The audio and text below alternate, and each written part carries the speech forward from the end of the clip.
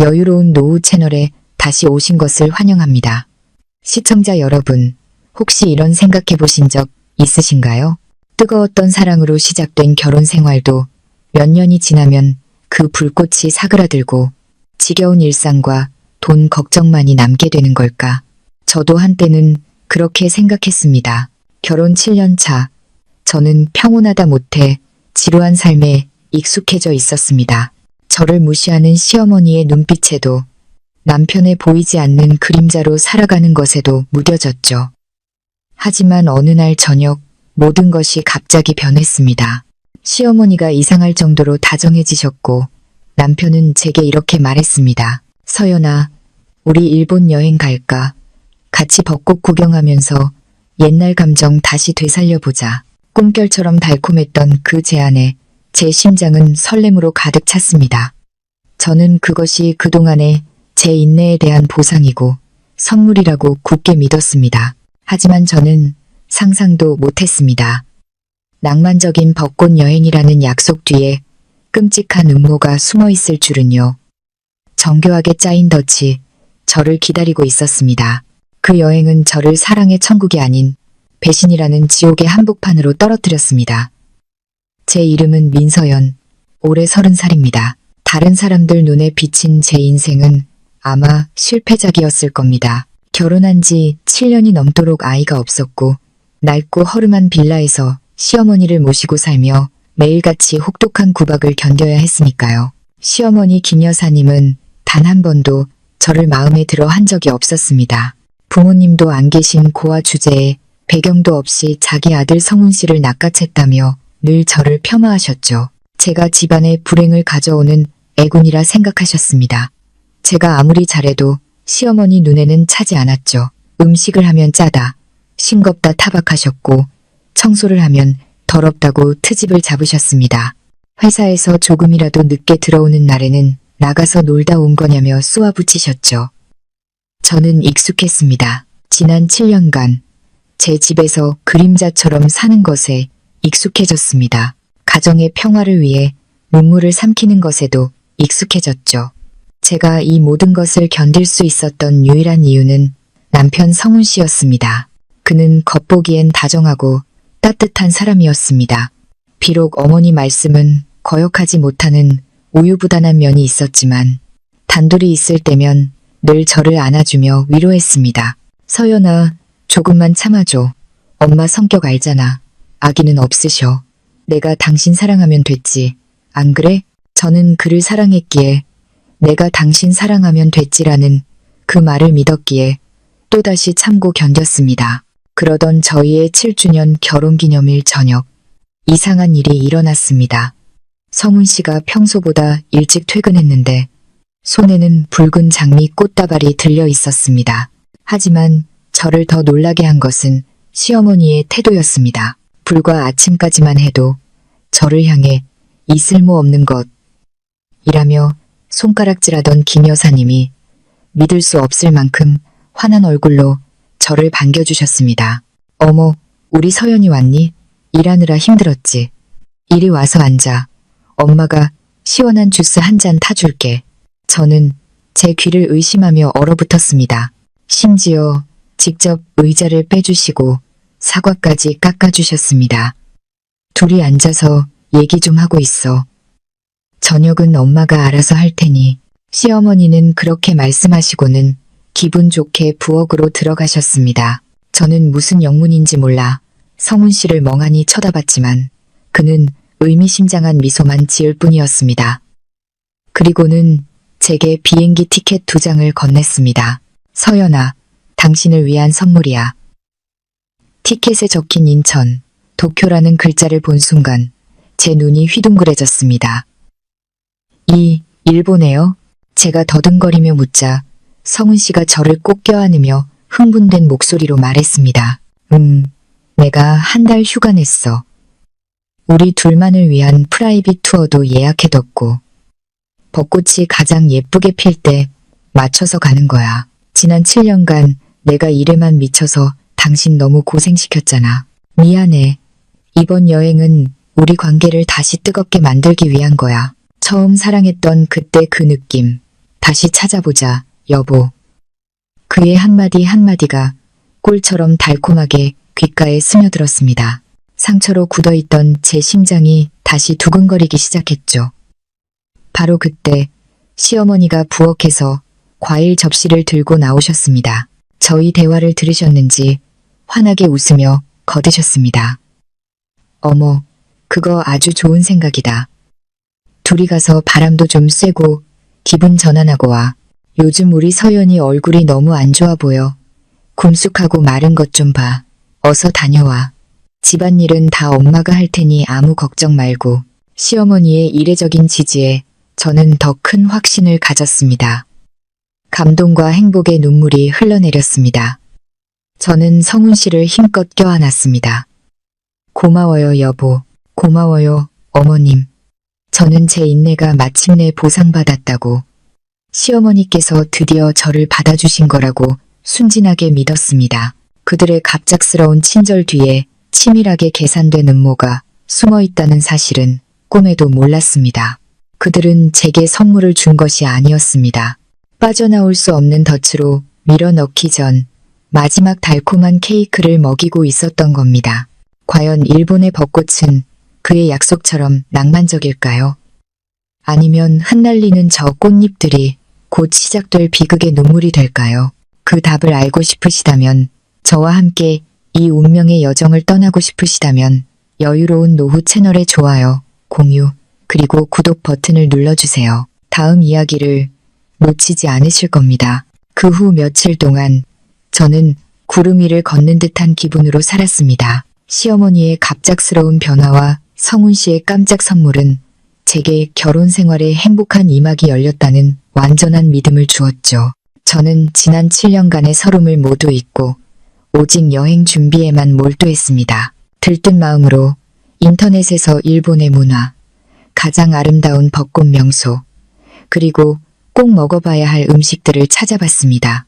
남편과 손을 잡고 낭만적인 벚꽃길을 걷는 모습, 함께 기모노를 입고 다도를 즐기는 모습을 상상했죠. 모든 것이 너무나 아름답고 완벽했습니다. 감히 꿈꿔본 적도 없는 꿈처럼요. 하지만 그 황홀한 행복감 속에서 불길한 징조들이 나타나기 시작했습니다. 잔잔했던 제 마음의 호수에 파문을 일으키는 작지만 이상한 일들이었죠. 첫 번째는 성훈 씨의 태도 변화였습니다. 그는 여전히 제게 다정했지만 그 미소와 달콤한 말 뒤에는 숨길 수 없는 긴장감과 불안함이 느껴졌습니다. 그는 몰래 통화를 하기 시작했습니다. 전화벨이 울릴 때마다 깜짝 놀라며 황급히 휴대폰을 들고 베란다나 화장실로 나가 전화를 받았죠. 아주 작은 목소리로 이야기해서 알았어, 계획대로 해. 이 시간에는 전화하지 마. 같은 단편적인 말들만 간간히 들릴 뿐이었습니다. 누구와 통화하냐고 물으면 그는 그저 회사 일이라며 까다로운 고객의 불평 전화라고 둘러댔습니다. 저도 크게 의심하지 않았습니다. 여행 전에 모든 일을 처리하려니 스트레스가 심한가 보다 하고 넘겼죠. 하지만 비밀 통화의 빈도는 점점 늘어났고 통화가 끝난 후 성훈 씨의 표정은 더욱 어둡고 불안해 보였습니다. 그는 잠을 설치기 시작했습니다. 여러 번 저는 잠에서 깨어 그가 베란다에서 밤새도록 담배를 피우며 어둠 속을 응시하는 모습을 보았습니다. 하지만 저를 가장 불안하게 만든 것은 시어머니의 비정상적일 만큼 친절한 태도였습니다. 김 여사님은 마치 다른 사람이 된 것 같았죠. 더 이상 저를 들볶거나 트집 잡지 않으셨습니다. 대신 과도할 정도로 저를 챙기셨습니다. 저희 부부에게 계속해서 서둘러 출국 절차를 마치라고 재촉하셨죠. 하루라도 빨리 가는 게 좋단다. 벚꽃은 금방 지니까 서두르지 않으면 다 놓쳐.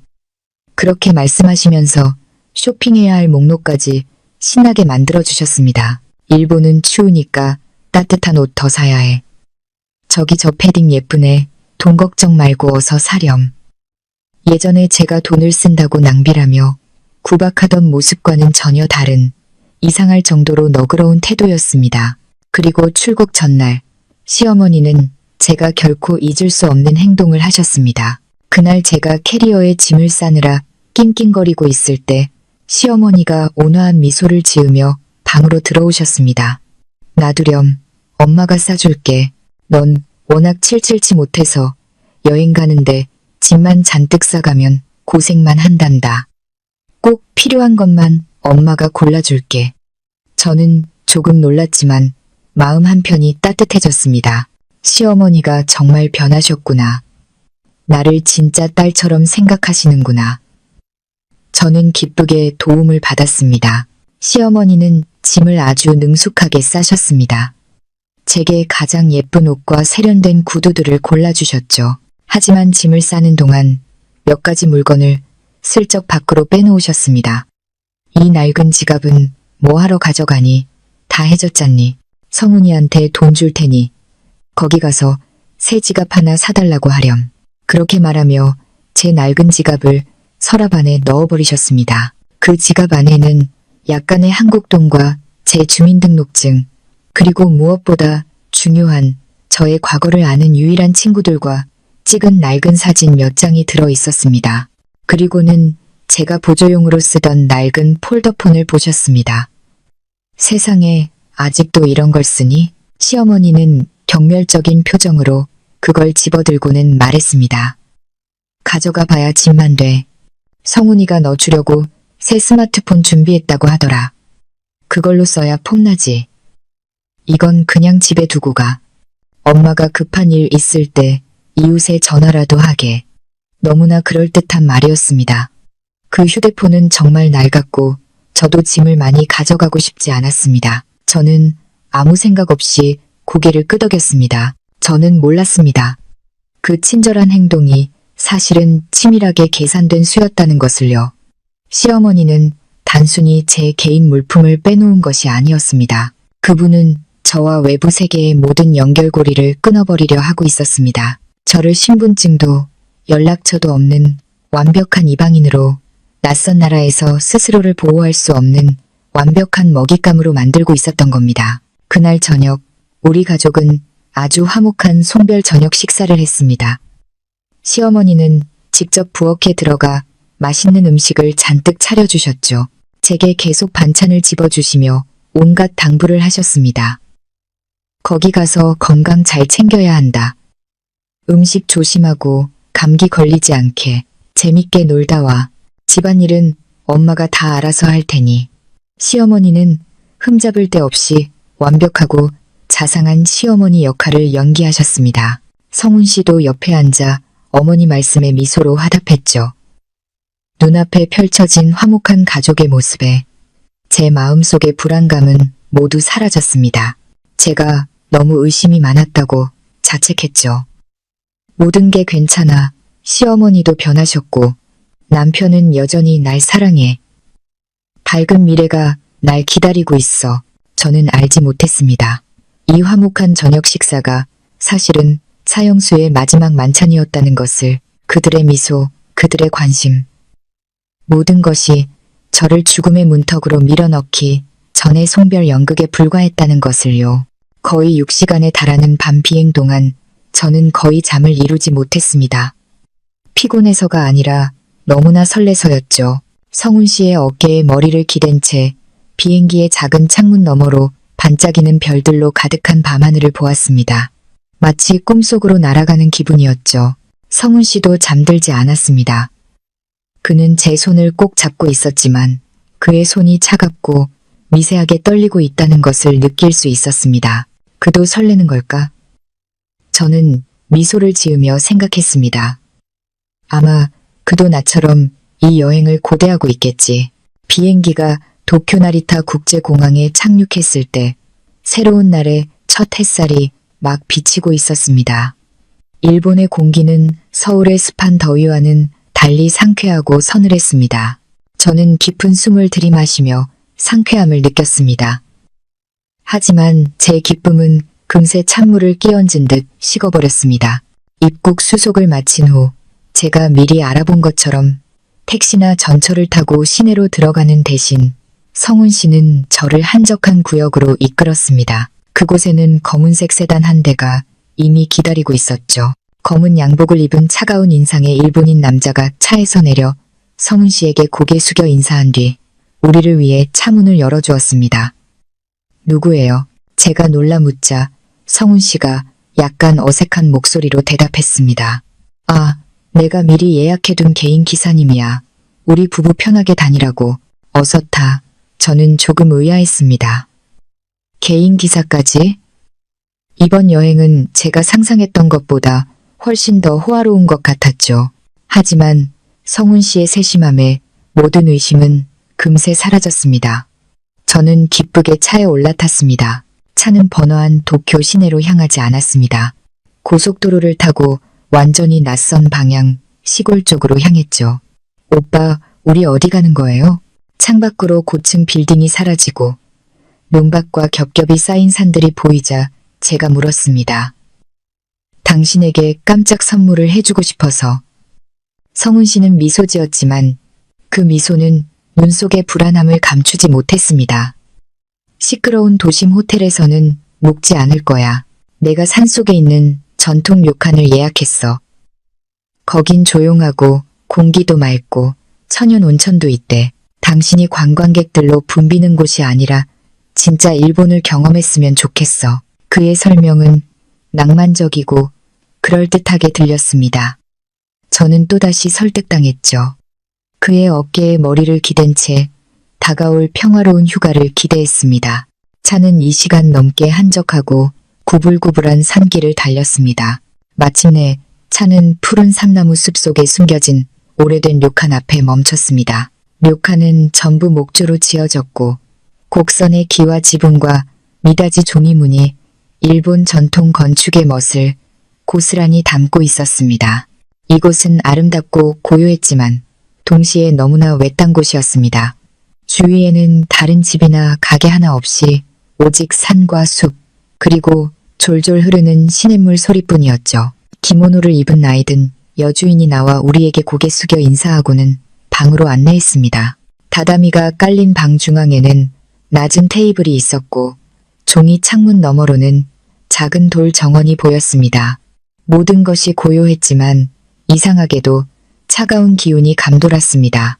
여주인이 나간 후 저는 신이 나서 창가로 달려가 경치를 구경하려 했습니다. 하지만 성훈 씨가 황급히 저를 잡아 끌었습니다. 서연아, 장시간 비행으로 피곤할 텐데. 온천 가서 피로 좀 풀어. 나는 짐 정리하고 있을게.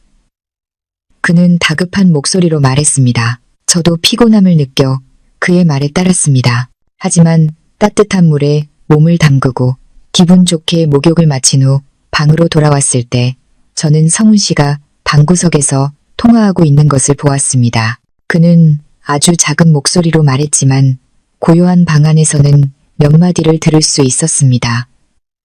요청대로 도착했어. 물건은 최상급이야. 물건?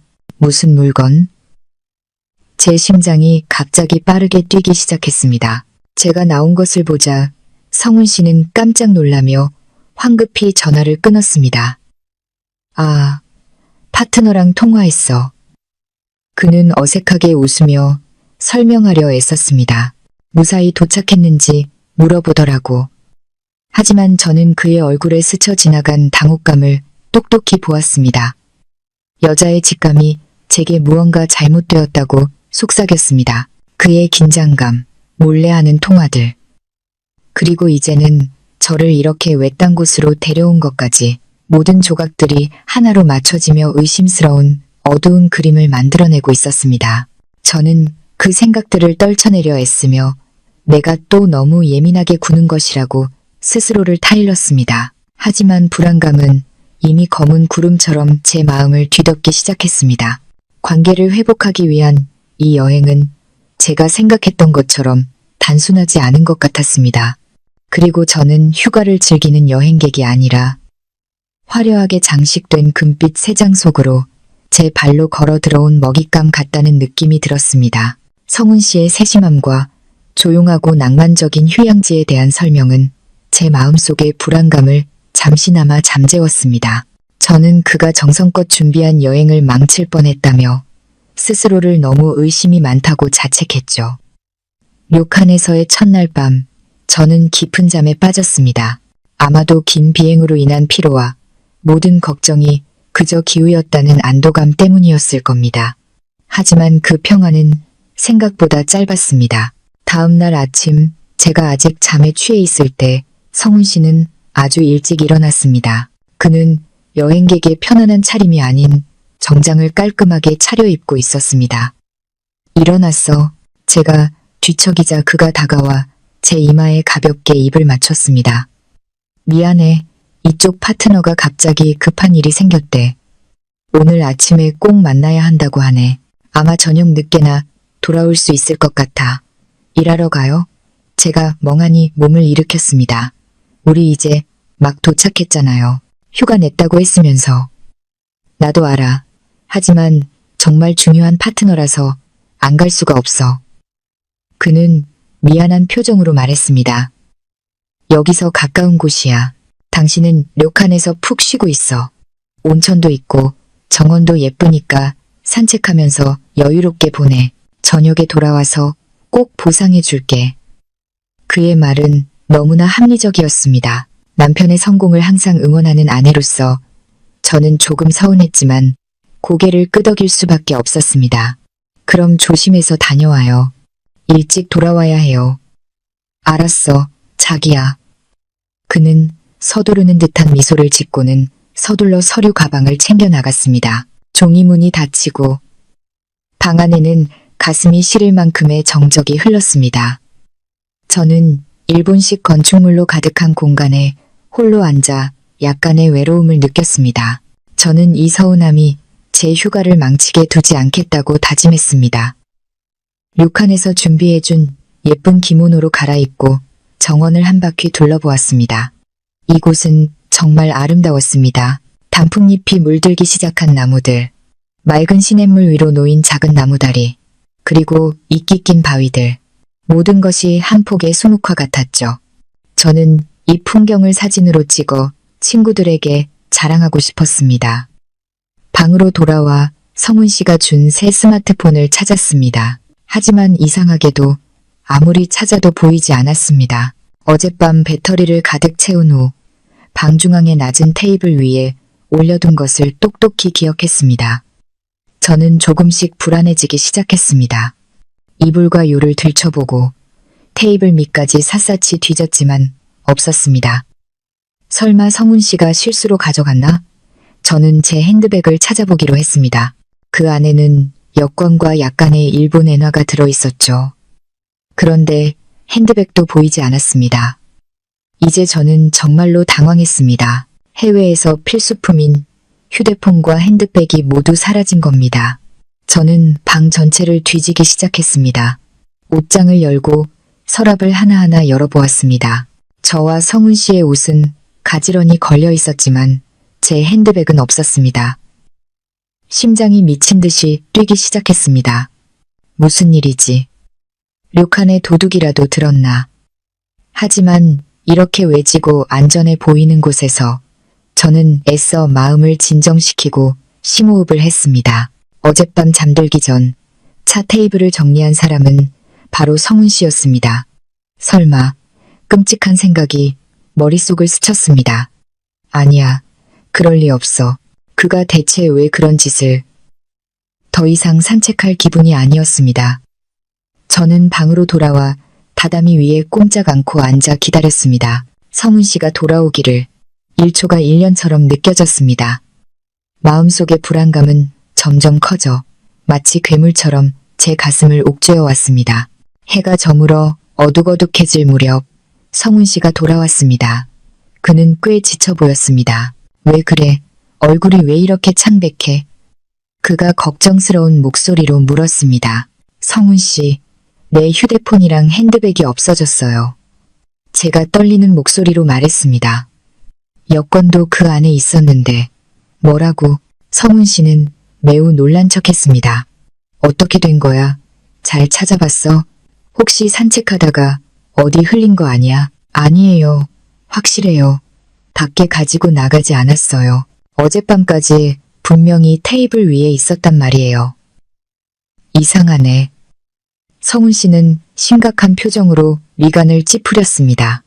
그도 방안을 돌아다니며 이곳저곳을 들춰보는 완벽한 수색 연기를 펼쳤습니다. 마침내 그는 멈춰서서 한숨을 쉬었습니다. 이런, 진짜 도둑 맞은 거 아니야? 아니면 우리가 올 때 기사님 차에 두고 내렸나? 그럼 이제 어떻게 해요? 저는 공황 상태에 빠졌습니다. 여권 없이는 걱정 마.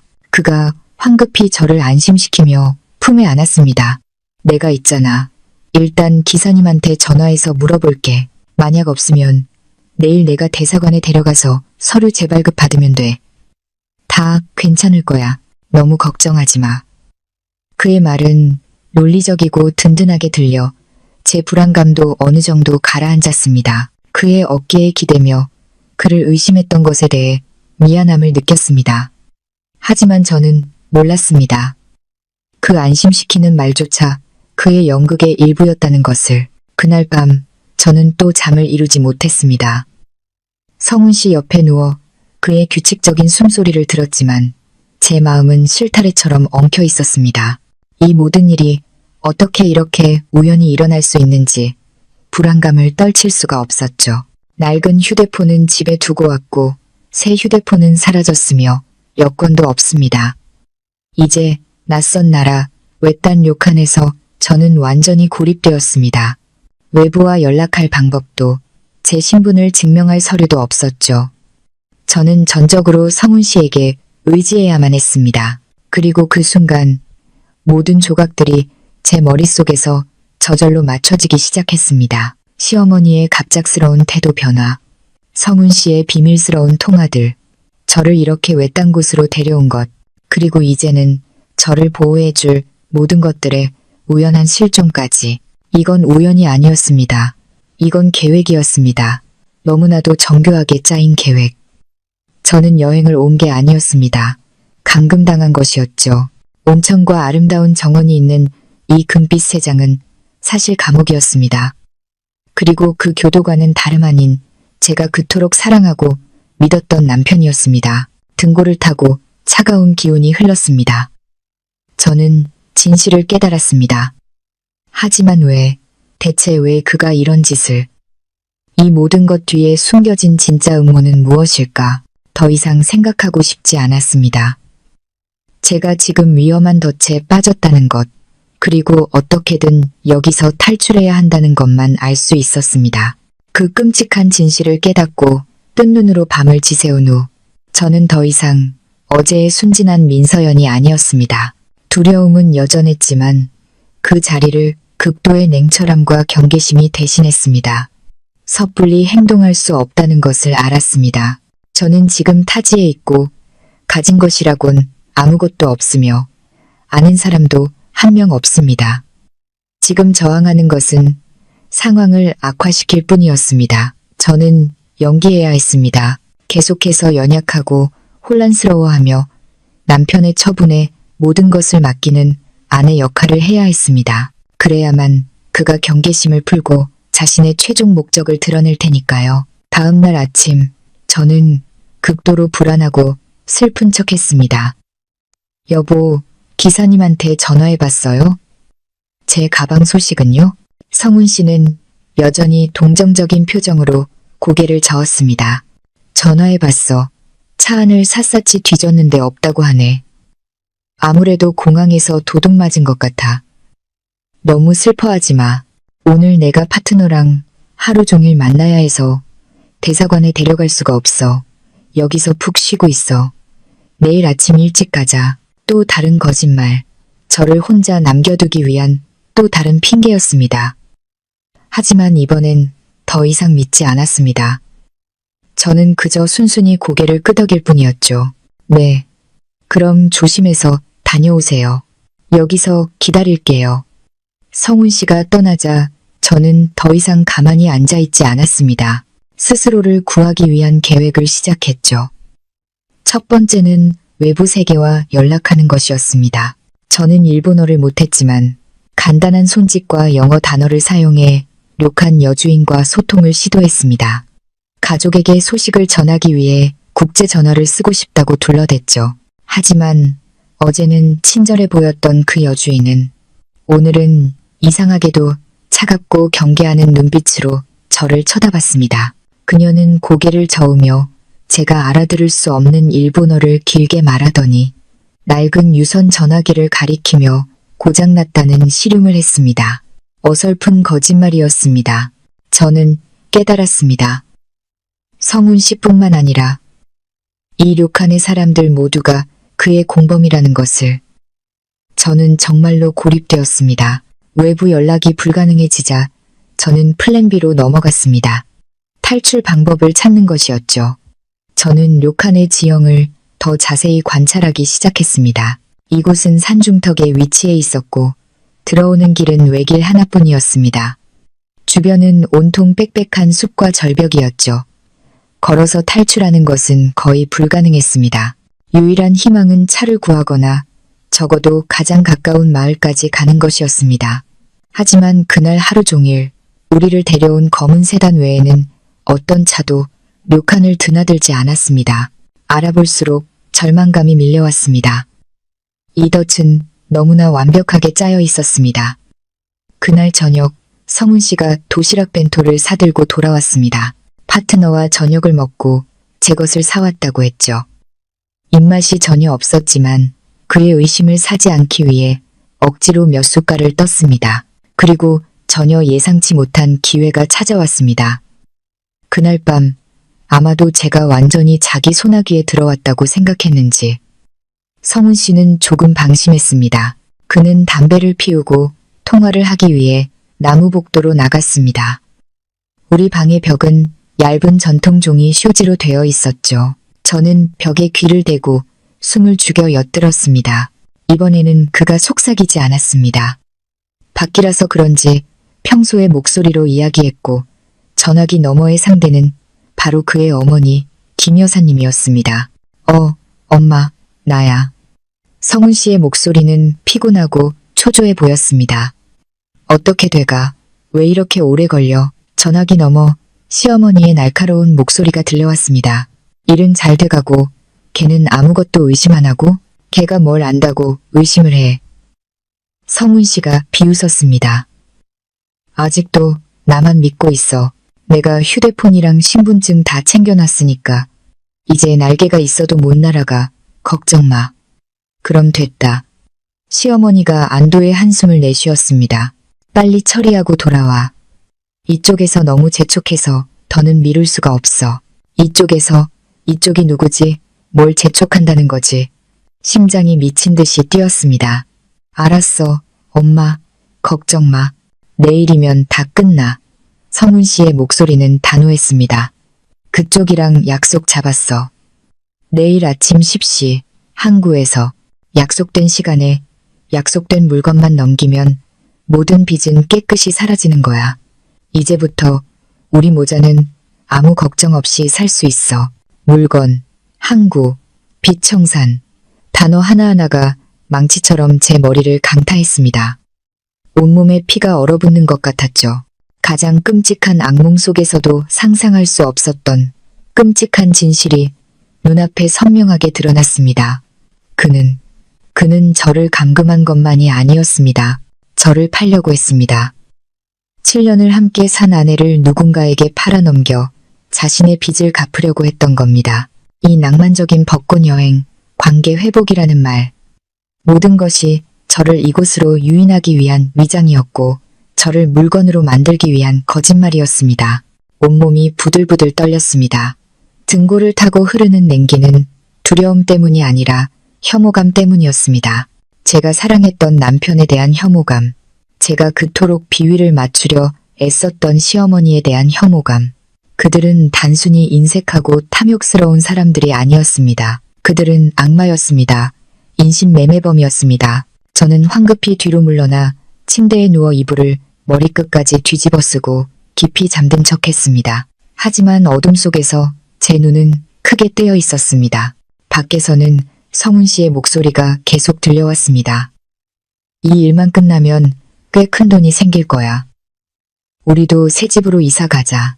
그리고 엄마한테는 돈 많고 집안 좋은 새 며느리 얻어줄게. 저는 피가 나도록 입술을 깨물어 울음이 터져 나오는 것을 막았습니다. 착하고 순하고 참고 살던 민서연은 죽었습니다. 제 남편의 입에서 물건이라는 단어가 나오는 순간 죽어버렸습니다. 지금 여기 누워있는 사람은 다른 사람입니다. 벼랑 끝에 몰려 살아남기 위해 무슨 짓이든 할 수 있는 사람입니다. 성훈 씨와 그의 어머니의 통화는 마지막 연극의 막을 찢어버리고 믿을 수 없을 만큼 잔인하고 적나라한 진실을 드러냈습니다.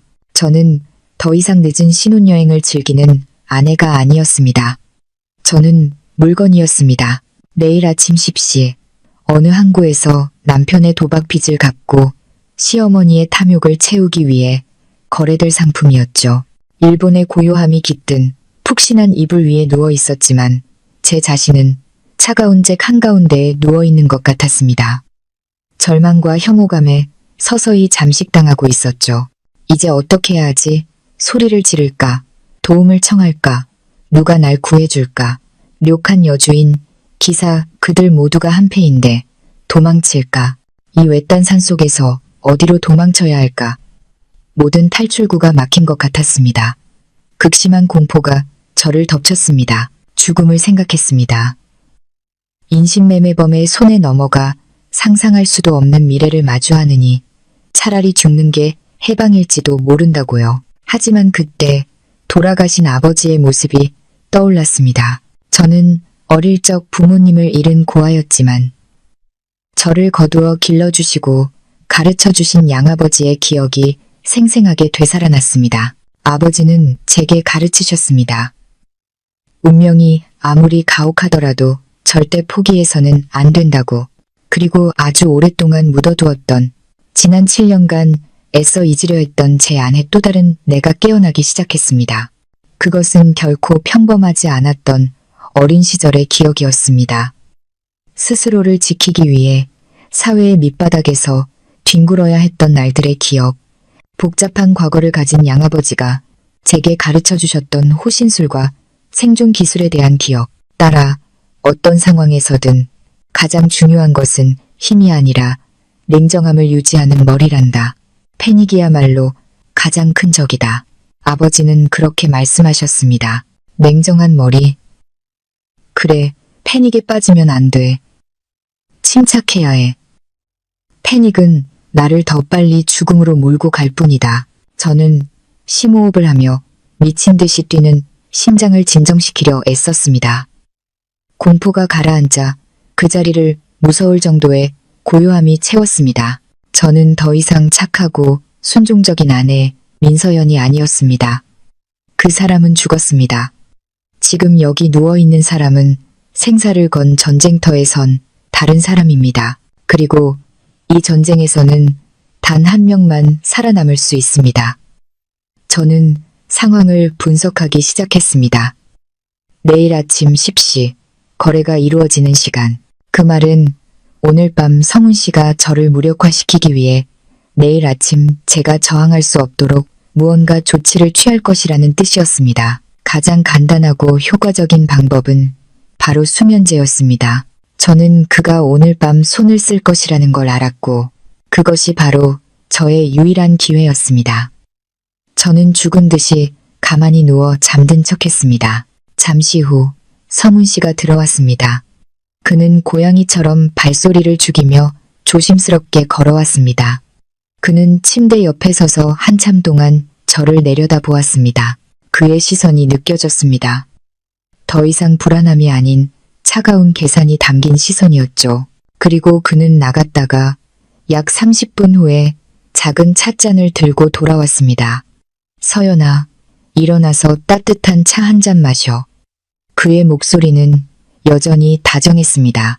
이륙한 허브차가 그렇게 맛있대. 숙면에도 좋고. 저는 잠이 덜 깬 척 눈을 비비며 몸을 일으켰습니다. 지금 몇 시예요? 아직 9시 조금 넘었어. 이거 마시고 푹 자. 내일 일찍 서류 만들러 가야지. 그는 눈 하나 깜짝하지 않고 거짓말을 했습니다. 그가 제게 찻잔을 건넸습니다. 국화차의 향긋함 속에 약간 톡 쏘는 이상한 냄새가 섞여 있었습니다. 아주 희미했지만 어릴 적부터 경계심을 훈련받은 제 감각은 그것이 안정제 종류의 약 냄새라는 것을 즉시 알아차렸습니다. 저는 찻잔을 받으며 일부러 손을 살짝 떨었습니다. 고마워요.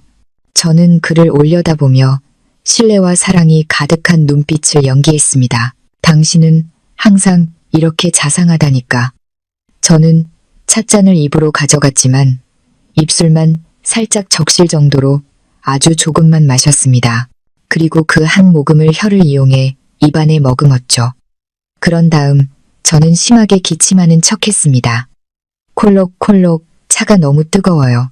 기침하는 동안 저는 재빨리 고개를 돌려 기모노 소매 안에 미리 준비해둔 휴지에 머금고 있던 차를 뱉었습니다. 괜찮아? 성훈 씨가 걱정스럽게 물었지만 그의 눈에는 초조함이 스쳐 지나갔습니다. 네, 괜찮아요. 좀 식혀서 마실게요. 저는 그렇게 말하고는 다시 찻잔을 입으로 가져갔습니다. 하지만 이번에는 마시는 척만 했습니다. 저는 교묘하게 찻잔을 기울여 차의 일부는 턱을 타고 기모노 옷깃으로 흐르게 하고 나머지는 여전히 입안에 머금었습니다. 찻잔이 절반쯤 빌 때까지 이 행동을 몇 번 반복했죠. 이제 그만 마실래요. 제가 나른한 목소리로 말했습니다. 갑자기 너무 졸려요. 그래? 성훈 씨의 얼굴에 기쁨이 드러났습니다. 그럼 어서 누워. 차 효과가 벌써 나타나나 보네. 저는 고개를 끄덕이며 비틀거리듯 누웠습니다. 머리가 왜 이렇게 어지럽지? 제가 속삭였습니다. 그리고는 천천히 눈을 감았습니다. 숨소리는 깊은 잠에 빠진 사람처럼 규칙적으로 변했죠. 성훈 씨는 제 곁에 서서 몇 분 더 저를 관찰했습니다. 제가 완전히 잠들었다고 확신하자 그는 안도의 한숨을 내쉬었습니다. 그는 제가 마시다 남은 찻잔을 들고 화장실로 가 모두 버려 증거를 인멸했습니다. 그리고는 나와서 휴대폰으로 누군가에게 전화를 걸었습니다. 그의 목소리는 더 이상 속삭임이 아닌 숨길 수 없는 승리감에 차 있었습니다. 엄마, 다 됐어. 죽은 듯이 자. 걱정 마.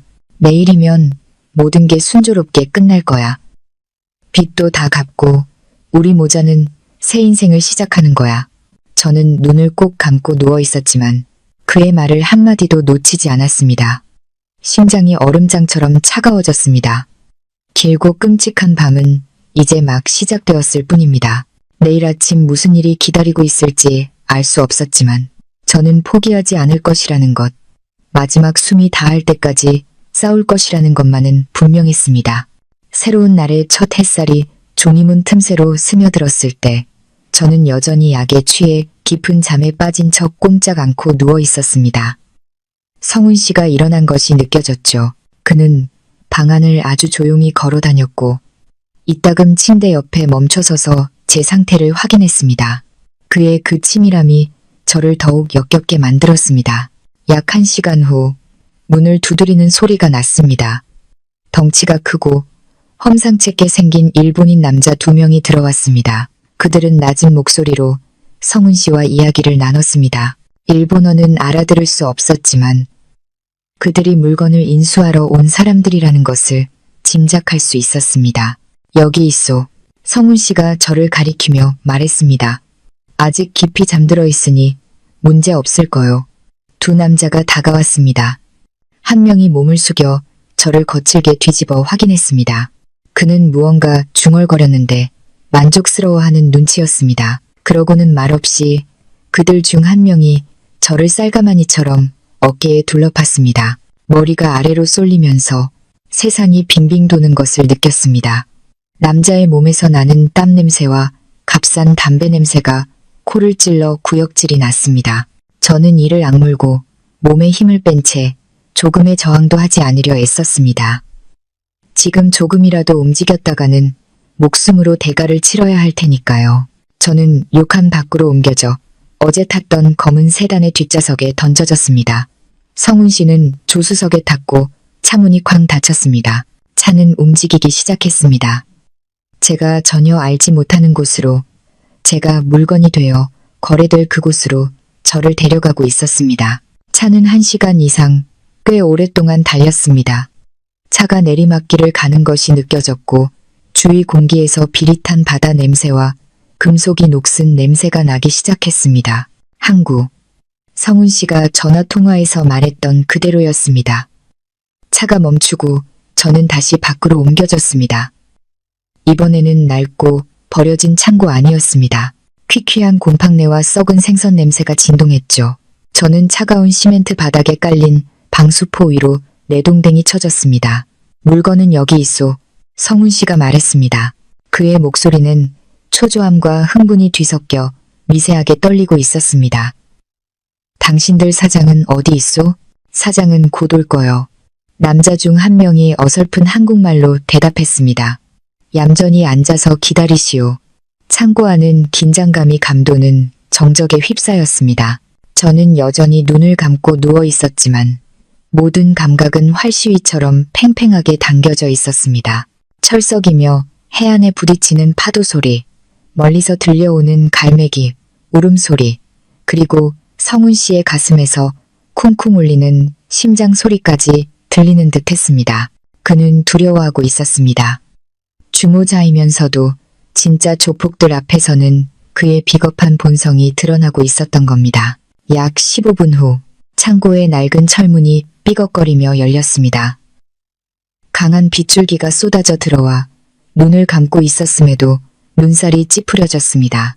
한 무리의 사람들이 들어왔는데 선두에는 키가 크고 건장한 남자가 서 있었습니다. 그는 검은 양복을 입었지만 단추를 풀고 있었고 다부진 가슴에는 온갖 문신이 가득했습니다. 각진 얼굴에는 왼쪽 눈썹을 가로지르는 긴 흉터가 있어 더욱 험악해 보였습니다.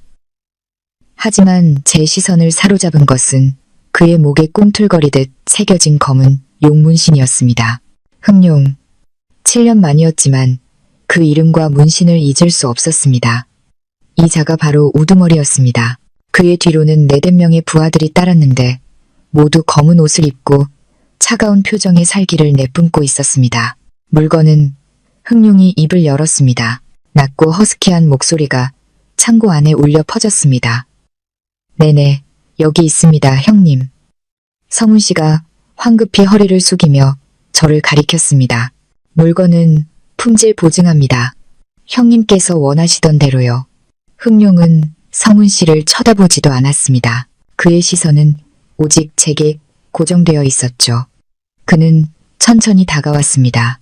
그의 발걸음 하나하나가 무겁게 느껴졌고 보이지 않는 압박감이 숨막히는 분위기를 더욱 가중시켰습니다.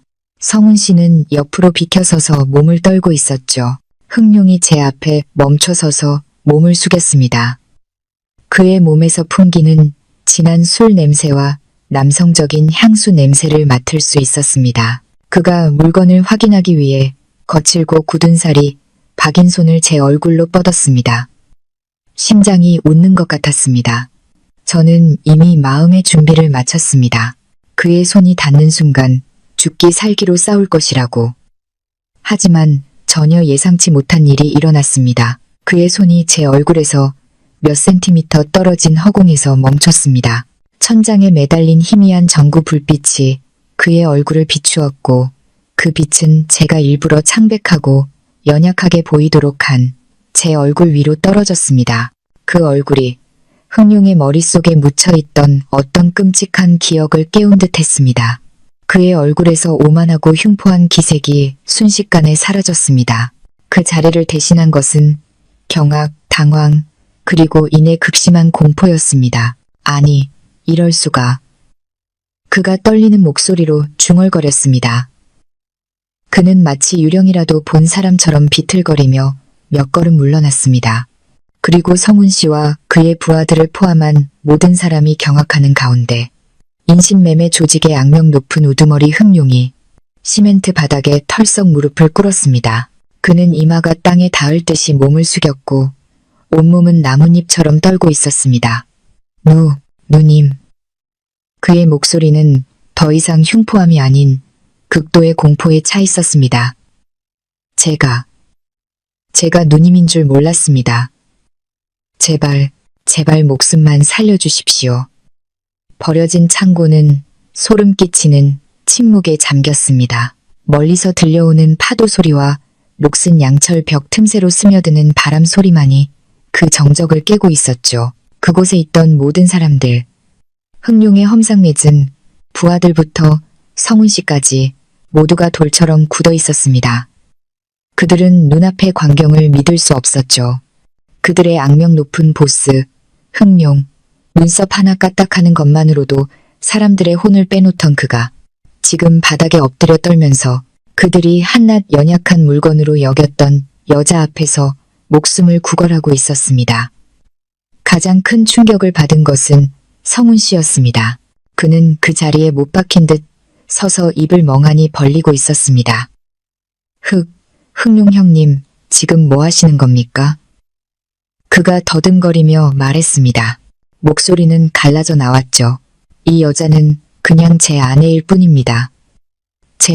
하지만 흥룡은 그에게 신경 쓸 겨를이 없었습니다. 그는 여전히 이마가 땅에 닿을 듯 엎드린 채 감히 고개조차 들지 못했습니다. 그의 공포는 연기가 아니었습니다. 뼛속 깊은 곳에서부터 우러나오는 과거의 끔찍한 기억에서 비롯된 공포였습니다. 흥룡의 부하들은 당황한 표정으로 서로를 쳐다보았습니다. 그들은 자신들의 보스가 누군가를 이토록 두려워하는 모습을 본 적이 없었죠. 형님, 무슨 일입니까? 그들 중 한 명이 조심스럽게 물었습니다. 저 여자는 누구입니까? 전부 입 닥쳐. 흥룡이 소리쳤지만 그것은 공포에 찬 외침이었습니다. 전부 무릎 꿇어 당장 무슨 영문인지 알 수 없었지만 보스의 명령은 절대적이었습니다. 방금 전까지 살기를 내뿜던 부하들도 황급히 무릎을 꿇었고 매우 기이하고 믿기 힘든 광경이 펼쳐졌습니다. 이제 무릎 꿇은 사람들 사이에 홀로 서 있는 성훈 씨는 초라하고 우스꽝스러워 보였습니다. 그는 도대체 무슨 일이 일어나고 있는지 이해할 수 없었죠. 내 아내. 하루 종일 부엌대기 일밖에 모르던 순하고 착한 내 아내가 자신이 쉽게 약을 먹이고 빚을 갚기 위해 팔아넘길 수 있다고 생각했던 그 아내가 조폭 전체를 무릎 꿇릴 수 있다니 이것은 꿈보다 더 비현실적이었습니다. 그곳에 누워있던 저는 여전히 눈을 감고 있었지만 모든 감각은 최고조로 곤두서 있었습니다. 모든 것을 듣고 모든 것을 느끼고 있었죠. 흥룡의 공포, 부하들의 혼란, 그리고 성훈 씨의 마음속에서 일어나는 완전한 붕괴까지 저는 이제 때가 되었다는 것을 알았습니다. 잠자던 봉황이 깨어날 시간이었습니다. 저는 아주 천천히 눈을 떴습니다. 제 눈빛은 더 이상 약에 취해 몽롱하고 연약한 눈빛이 아니었습니다. 그것은 수정처럼 맑고 칼날처럼 날카로우며 어떤 감정도 담겨있지 않았습니다. 저는 서둘러 일어나지 않았습니다. 그저 조용히 누운 채 얼음장 같은 시선으로 한 사람 한 사람의 얼굴을 훑었습니다. 제 시선은 여전히 엎드려 고개조차 들지 못하는 흥룡에게 멈췄습니다. 흥룡, 제가 입을 열었습니다. 제 목소리는 크지 않았지만 창고의 정적 속에서 또렷하게 울려 퍼졌습니다. 낮고 위험이 가득했죠. 더 이상 민서연의 맑고 부드러운 목소리가 아니었습니다. 제 이름을 부르는 소리에 흥룡의 온몸이 나뭇잎처럼 떨렸습니다. 그는 아주 천천히 고개를 들었지만 감히 제 눈을 똑바로 쳐다보지 못했습니다. 네, 누님. 고개 들어. 제가 명령했습니다. 그는 떨면서 고개를 들었습니다. 흉포하던 얼굴은 이제 땀으로 얼룩진 채 창백해져 있었습니다. 눈썹 위에 흉터가 파르르 떨렸죠. 몇 년 만이지? 제가 담담하게 물었습니다. 7년인가? 8년인가? 네, 누님. 8년입니다. 그가 더듬거리며 대답했습니다. 8년, 꽤 긴 시간이군. 저는 그렇게 말하며 천천히 몸을 일으켰습니다. 도움은 필요 없어. 저는 누구의 부축도 없이 스스로 일어나 옷에 묻은 먼지를 가볍게 털어냈습니다. 모든 몸짓에서 주변의 초라한 풍경과 완전히 대조되는 DER 정도로 여유롭고 고귀한 기품이 흘러나왔습니다. 8년 전 서울의 어두운 골목에서 목에 똑같은 용 문신을 한 애송이 하나가 도둑질을 하다 사람들에게 죽도록 맞고 있었지. 저는 마치 남의 이야기를 하듯 담담한 목소리로 옛 이야기를 시작했습니다. 그때 난 널 그냥 죽게 내버려 둘 수도 있었어. 하지만 그러지 않았지. 내가 그때 너한테 뭐라고 했는지 기억하나? 흥룡은 미친 듯이 고개를 끄덕였습니다. 네, 기억합니다. 한 글자도 잊지 않았습니다. 누님께서 제 목숨은 누님이 주신 것이니 나중에 다시 만나게 되면 원금의 이자까지 쳐서 갚아야 한다고 하셨습니다. 좋아, 아직 기억하고 있군. 저는 차갑게 미소 지었습니다. 다른 사람의 등골을 서늘하게 만드는 미소였죠. 그래서 오늘 나한테 어떻게 갚을 생각이었지? 나를 내 물건으로 만들어서? 아닙니다. 감히 그럴 리가요. 흥룡이 시멘트 바닥에 머리를 박았습니다. 쿵 하는 둔탁한 소리가 울렸습니다. 정말로 누님이신 줄 몰랐습니다. 만약 알았다면 제게 간이 100개라도 감히 이런 짓은 못했을 겁니다. 이건 오해입니다. 죽을 죄를 지을 뻔한 오해입니다. 누님, 제발 죄를 씻을 기회를 한 번만 주십시오. 제 목숨은 누님 것입니다. 언제든 가져가셔도 좋습니다. 진실은 더할 나위 없이 극적으로 밝혀졌습니다. 저의 진짜 신부는 착한 아내가 아니라 누님, 이 인신매매 조직의 우두머리에게 생사여 탈권을 쥔 깊은 은원을 가진 사람이었던 겁니다. 한쪽에 서 있던 성훈 씨는 완전히 얼어붙었습니다. 그의 세계는 뒤집혔습니다. 자신이 팔아넘기려던 아내가 바로 구매자의 보스라니 이 연극은 그가 상상할 수 있는 것보다 훨씬 더 잔인하고 우스꽝스러웠습니다. 저는 흥룡에게 바로 대답하지 않았습니다. 그저 마치 자신의 영토를 시찰하는 여왕처럼 창고 안을 천천히 걸어 다녔습니다. 흥룡의 부하들은 여전히 엎드린 채 아무도 감히 고개를 들어 저를 쳐다보지 못했습니다. 제 구두굽이 시멘트 바닥에 부딪히며 또각또각하는 권위적인 소리를 냈습니다. 숨 막히는 침묵을 깨는 유일한 소리였죠. 저는 성훈 씨 앞에 멈춰섰습니다. 그는 석상처럼 굳어서서 극심한 공포에 질린 눈으로 저를 쳐다보고 있었습니다. 그는 눈앞에 차갑고 무자비한 누님의 모습과 지난 7년간 자신과 함께했던 착하고 순한 아내 민서연의 모습을 연결시키려 애썼습니다.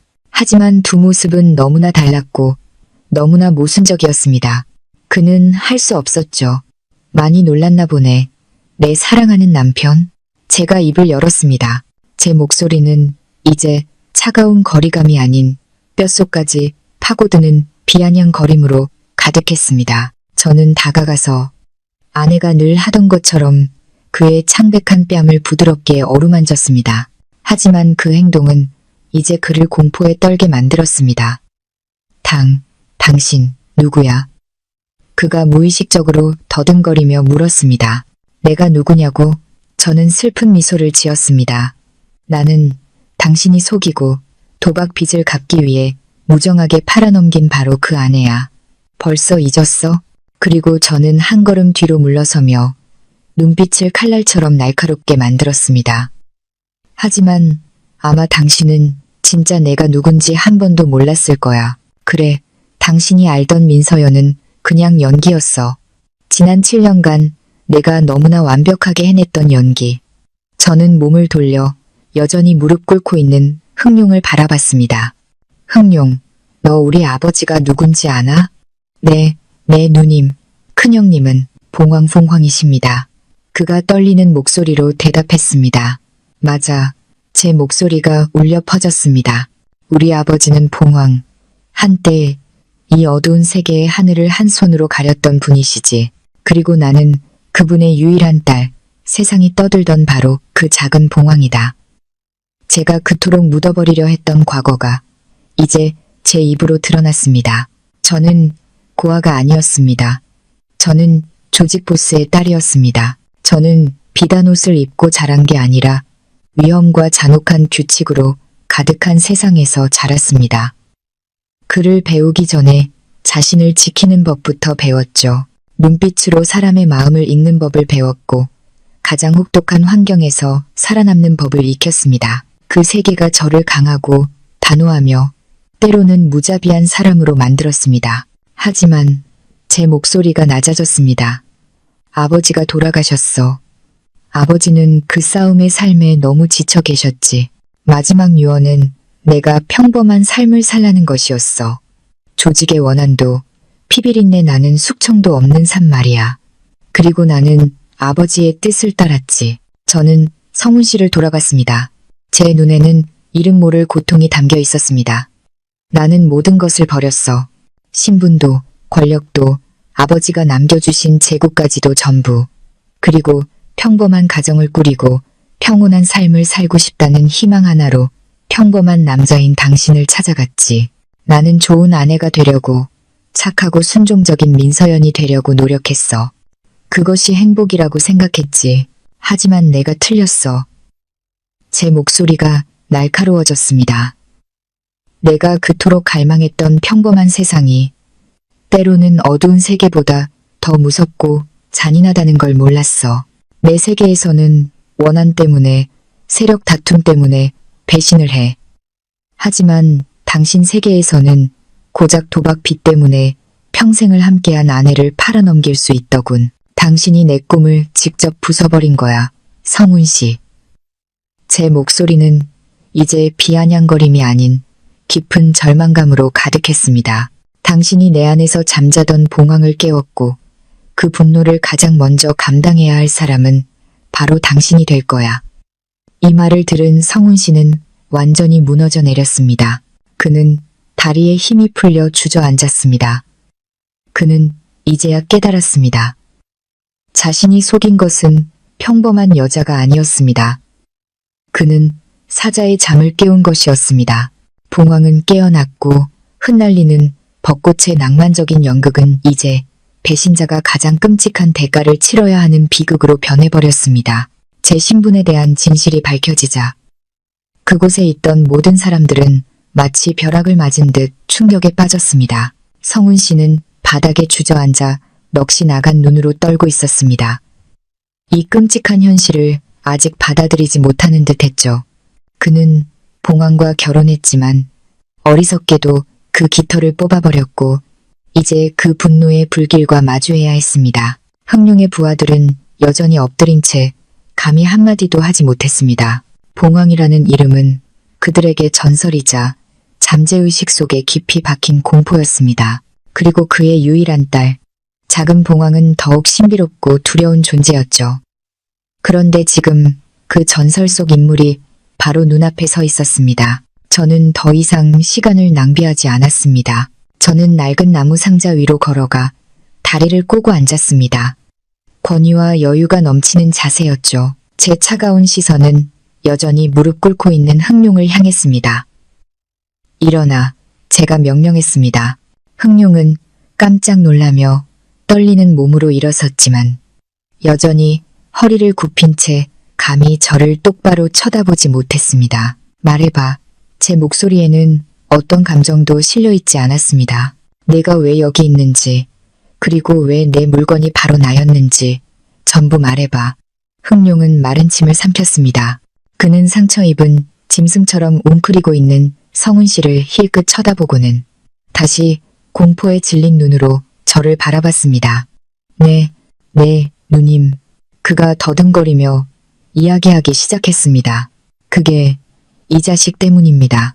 그가 성훈 씨를 가리켰습니다. 저놈이 제게 아주 큰 빚을 졌습니다. 그의 말에 따르면 성훈 씨는 거래처 접대를 하다가 흥룡이 관리하는 불법 도박장에 발을 들였다고 합니다. 처음에는 작은 판돈이었지만 승부욕에 눈이 멀어 점점 깊이 빠져들었죠. 그는 계속해서 돈을 잃었습니다. 빚은 눈덩이처럼 불어나 몇 천만 원에서 수억 원으로 마침내 상상도 할 수 없는 금액인 5억 원에 달했습니다. 5억. 저는 미간을 찌푸렸습니다. 평범한 회사원인 성훈 씨가 어떻게 그런 큰 돈을 도박에 쏟아부을 수 있었을까? 네, 처음에는 저도 저놈이 그렇게 큰 돈을 쓰게 두지 않았습니다. 흥룡이 황급히 설명했습니다. 하지만 저놈이 제게 자랑을 했습니다. 아주 부자인 아내가 있다고, 무슨 패션 매장 체인 사장이라고 했습니다. 아내에게 돈은 그냥 종이 조각일 뿐이라고 했습니다. 심지어 믿게 하려고 누님 사진까지 보여줬습니다. 저는 할 말을 잃었습니다. 그에게 저는 아내일 뿐만 아니라 그가 과시하고 이용할 수 있는 신용카드이자 황금알을 낳는 거위였던 겁니다. 그놈은 전부 잃었습니다. 흥룡이 말을 이었습니다. 빚이 너무 커져 감당할 수 없게 되자 저희가 한 달의 시간을 줬지만 돈을 구해오지 못했습니다. 저희는 저희 방식대로 처리하려고 했습니다. 그는 잠시 머뭇거리며 제 눈치를 살폈습니다. 그런데 저놈의 어머니가 제게 전화를 했습니다. 시어머니, 김 여사님. 또 다른 충격이 저를 덮쳤습니다. 저는 그저 아들을 따라다니는 탐욕스러운 사람이라고만 생각했습니다.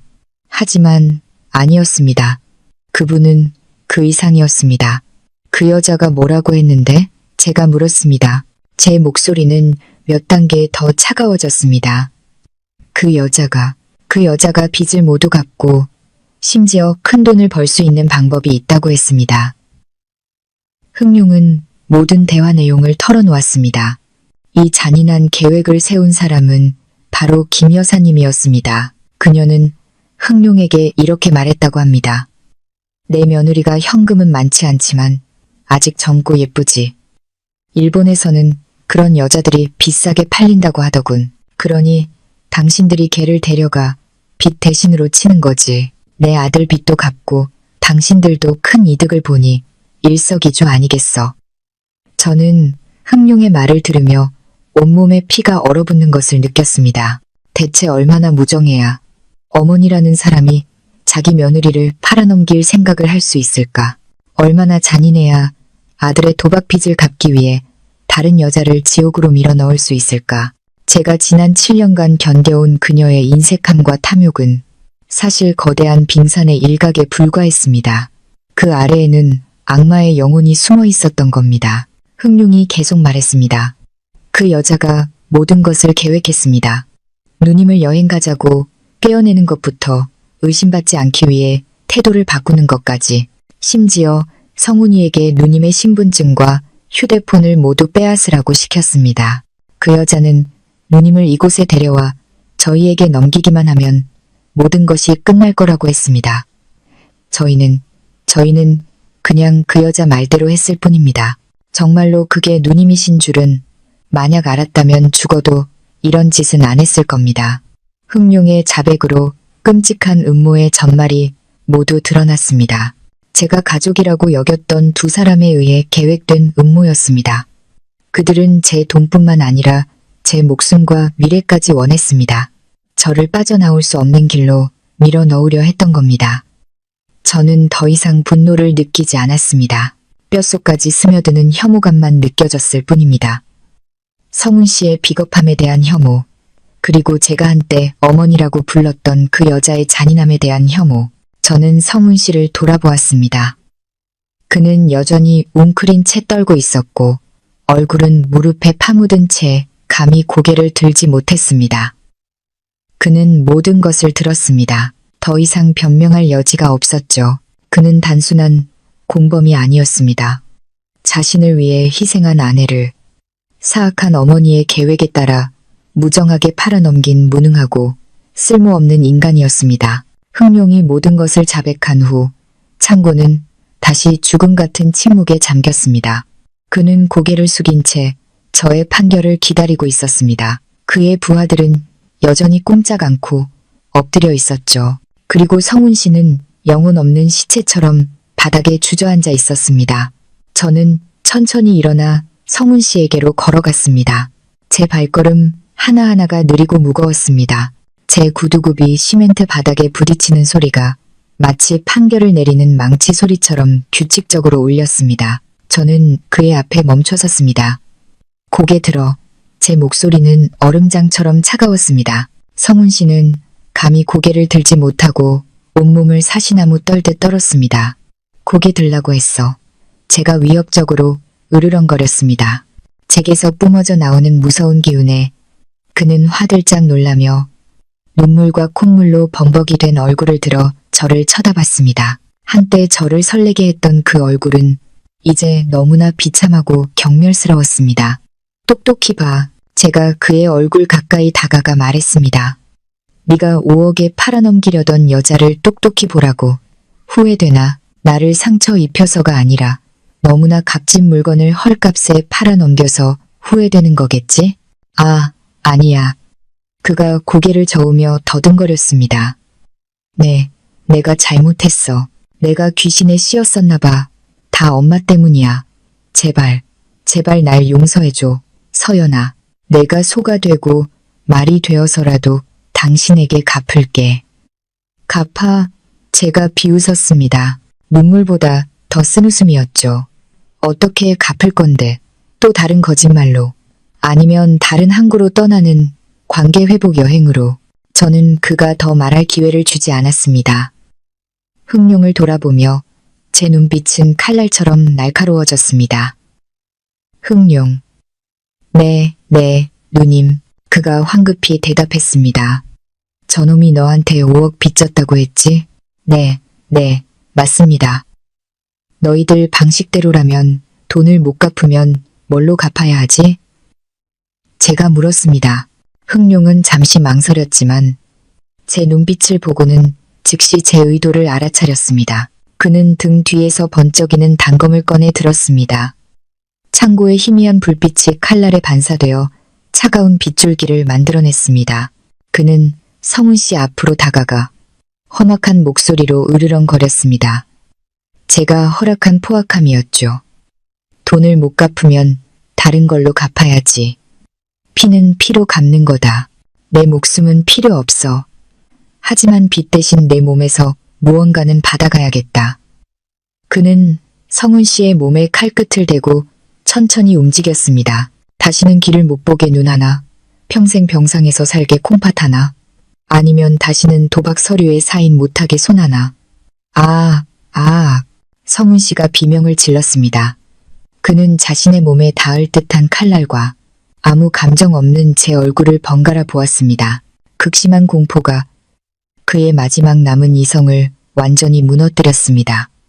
그의 바지 가랑이 사이로 따뜻한 액체가 흘러나와 시멘트 바닥에 작은 웅덩이를 만들었습니다. 그는 공포에 질려 오줌을 지린 것이었습니다. 안 돼, 제발, 제발요. 그는 바닥을 기어 제 발치로 와서 제 다리를 붙잡고 울부짖었습니다. 서연아, 날 좀 살려줘. 네가 아직 날 사랑하는 거 알아. 제발 한마디만 해줘. 저 사람한테 나 좀 살려달라고 해줘. 나 죽고 싶지 않아. 불구로 살고 싶지 않아. 서연아, 제발. 그는 제 발에 머리를 박으며 애원했습니다. 그의 이마가 바닥에 부딪히는 소리가 비참하게 들렸습니다. 한때 제 남편이었던 남자가 이제 제 발 아래에서 가장 비굴한 모습으로 목숨을 구걸하고 있었습니다. 저는 그의 정수리를 내려다보았지만 마음에는 어떤 동요도 없었습니다. 동정심? 아니요. 그에 대한 제 사랑은 물건이라는 단어를 들었던 그날 밤에 죽었습니다. 제 인내심은 그가 제 찻잔에 수면제를 탔을 때 끝났습니다. 이제 제 안에는 불 속에서 다시 태어난 봉황의 차가움만이 남아 있었습니다. 저는 그의 손에서 천천히 제 다리를 뺐습니다. 저는 그의 공포에 가득 찬 눈을 똑바로 쳐다보며 선고했습니다. 당신의 빚은 제 목소리는 바꿀 수 없는 사형 선고처럼 차갑고 단호했습니다. 이제 당신이 직접 갚아. 그 말을 남기고 저는 돌아섰습니다. 뒤에서 벌어지는 광경은 돌아보지도 않았습니다. 다만 성훈 씨의 처절한 비명과 항구 창고의 공기를 찢는 흑룡의 잔인한 웃음소리만이 들려올 뿐이었습니다. 성훈 씨의 비명이 낡은 창고에 울려 퍼졌습니다. 죽음을 눈앞에 둔 자의 공포와 절망이 담긴 소리였죠. 흑룡은 날카로운 단검을 손에 쥐고 잔인한 미소를 지으며 그에게 천천히 다가가고 있었습니다. 그의 부하들은 탈출구 없는 원을 그리며 서 있었고 그들의 눈빛은 차갑고 무감각했습니다. 저는 등을 돌렸지만 모든 것을 상상할 수 있었습니다. 한때 제 남편이었던 남자의 창백하고 눈물과 오줌으로 얼룩진 얼굴을 차가운 칼날이 살칸에 닿았을 때 그가 느꼈을 극심한 공포를 저는 그를 내버려 두고 싶었습니다. 조직의 방식대로 판결을 내리게 하고 그가 자신의 배신에 대해 끔찍한 대가 피해 대가를 치르게 하고 싶었습니다. 저의 7년 희생에 대한 대가로 손 하나, 아내를 팔아넘긴 음모에 대한 대가로 콩팥 하나, 꽤 공평하게 들렸죠. 하지만 그의 애원이 점점 더 처절해지자 서연아, 살려줘. 내가 잘못했어. 제 안에 무언가가 멈칫했습니다. 그건 사랑이 아니었습니다. 사랑은 죽었으니까요. 동정심도 아니었습니다. 그 같은 자는 동정받을 자격이 없었죠. 그건 다른 무언가였습니다. 양아버지의 모습이 떠올랐습니다. 아버지는 제게 어둠의 세계에서 살아남는 법, 적에게 무자비해지는 법을 가르치셨습니다. 하지만 더 중요한 것도 가르쳐 주셨죠. 봉황은 궁지에 몰린 쥐를 죽이지 않는다. 죽이면 내 손만 더러워질 뿐이다. 최고의 형벌은 그놈을 살려두는 것이다. 평생을 공포와 죄책감 속에서 살게 하는 것, 손이 더러워진다. 맞습니다. 저는 그 같은 자 때문에 제 손을 더럽히고 싶지 않았습니다. 한때 부부였던 사람의 죽음으로 비록 간접적일지라도 남은 평생을 악몽에 시달리고 싶지 않았습니다. 그는 그럴 가치가 없었습니다. 멈춰. 제가 입을 열었습니다. 제 목소리는 크지 않았지만 흥룡이 즉시 멈추기에 충분했습니다. 그의 손에 들린 칼은 성훈 씨의 얼굴에서 몇 덩 떨어진 곳에 멈춰 있었죠. 죽음을 기다리며 눈을 감고 있던 성훈 씨는 구세주라도 본 듯 저를 쳐다봤습니다. 누님, 흥룡이 이해할 수 없다는 표정으로 돌아봤습니다. 광견병 걸린 개를 죽여봤자 내 칼만 더러워질 뿐이야. 제가 차갑게 말했습니다. 게다가 난 아직 내 돈을 돌려받지 못했어. 저는 다가가 여전히 바닥에 쓰러져 떨고 있는 성훈 씨를 내려다봤습니다. 제 눈에는 어떤 감정도 없었죠. 살고 싶나? 제가 물었습니다. 그는 닭이 모이를 쪼듯 미친 듯이 고개를 끄덕였습니다. 네, 살고 싶습니다. 제발 살려주세요. 좋아, 제가 말했습니다. 살기를 주지. 저는 흥룡을 돌아봤습니다. 5억 빚은 내가 대신 갚아주겠다. 네? 아닙니다, 누님. 흥룡이 황급히 손사래를 쳤습니다. 누님의 은혜를 제가 얻지. 내가 갚는다고 했다. 저는 그의 말을 잘랐습니다. 나는 누구에게도 빚지고 싶지 않아. 아주 작은 호의라도. 이 돈은 내가 이 빚을 사오는 값이라고 생각해. 이제부터 저놈은 너한테 빚진 게 없어. 나한테 빚진 거지. 저는 다시 성훈 씨를 내려다봤습니다. 똑똑히 들었나? 넌 나한테 5억을 빚졌어. 그리고 난 흥룡과는 달라. 내 장기를 뜯어서 빚을 받진 않아. 너한테 한 달의 시간을 주겠다. 한 달이요? 성훈 씨가 더듬거렸습니다. 어떻게 한 달 안에 그 돈을. 그건 내 사정이지. 제가 무정하게 대답했습니다. 한국으로 돌아가 집을 팔든 차를 팔든 가진 걸 전부 팔아. 이 계획을 세운 내 천재적인 어머니에게 애원하든. 난 상관없어. 한 달 뒤 내 계좌에 5억이 들어와 있지 않으면 흥룡, 저는 흥룡을 쳐다봤습니다. 내가 직접 한국에 있는 저놈 집으로 찾아가서 빚을 받아내. 그때는 아마 돈만 요구하진 않을 거다. 제 위협은 흥룡의 칼날보다 더 무서웠습니다. 그것은 빠른 죽음이 아니라 한 달 내내 그를 따라다닐 정신적 고문, 목에 걸린 사형 선고와 같았죠. 흥룡은 즉시 제 뜻을 알아차렸습니다. 그는 고개를 숙였습니다. 네, 알겠습니다, 누님. 제가 저 친구 잘 보살펴 드리겠습니다. 꺼져. 제가 성훈 씨에게 말했습니다. 목소리에는 혐오감이 가득했죠.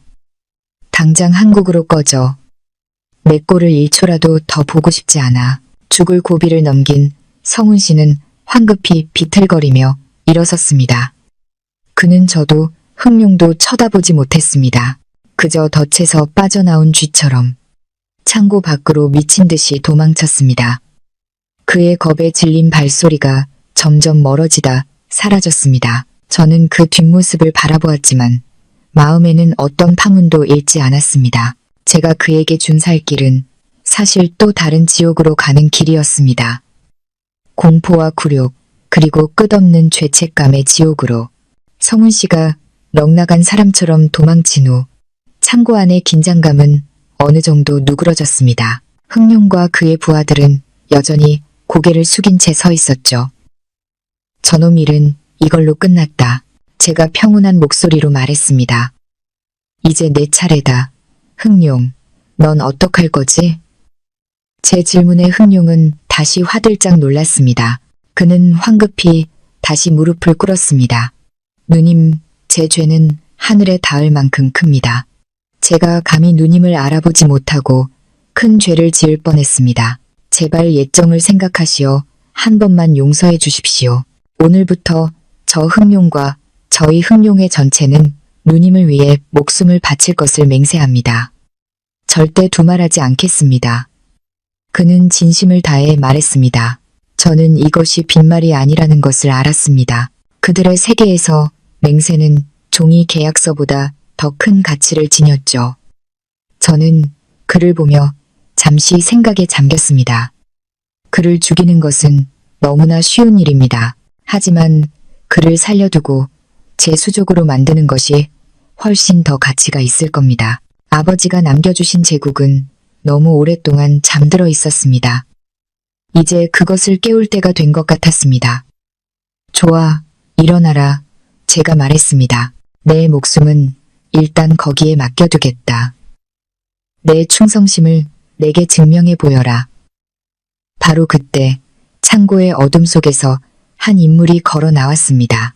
60대 정도로 보이는 키가 크고 마른 체형의 남자였습니다. 머리는 희끗희끗했지만 걸음걸이는 매우 안정적이었습니다. 그는 검은 양복을 입고 있었고 차가운 얼굴과 눈빛에는 절대적인 충성심이 어려 있었습니다. 아가씨, 고생 많으셨습니다. 그가 낮고 따뜻한 목소리로 말했습니다. 김 실장님, 제가 나지막이 불렀습니다. 익숙하고 안전한 기운이 마음속에 퍼졌습니다. 이분은 바로 김 실장님, 아버지의 가장 충직한 신복이셨습니다. 지난 7년간 저를 남몰래 지켜보고 보호해 주셨던 분. 언제부터 여기 계셨어요? 처음부터 여기 있었습니다. 아가씨. 그가 대답했습니다. 박성훈 그자가 이상한 낌새를 보였을 때부터 상황을 보고 드렸고 흥룡에게 그가 받을 물건이 바로 아가씨라는 사실을 알린 것도 저입니다. 이제 모든 것이 이해되었습니다. 흥룡의 출현부터 그의 공포까지 모든 것이 김 실장님의 계획 안에 있었습니다. 저는 혼자 싸우고 있었던 게 아니었습니다. 보이지 않는 손이 항상 저를 지켜주고 있었던 겁니다. 김 실장님은 모든 것을 준비해 두셨습니다. 개인 전용기가 이미 기다리고 있었죠. 저는 그날 밤 바로 일본을 떠났습니다. 도망치는 희생자가 아니라 귀환하는 여왕의 모습으로. 비행기 안에서 김 실장님은 제게 아버지가 남기신 제국의 모든 상황을 보고했습니다. 합법적인 사업체들과 어둠의 세계에서의 관계들까지 모든 것이 그대로 있었고 유일한 상속인인 제가 돌아오기만을 기다리고 있었습니다.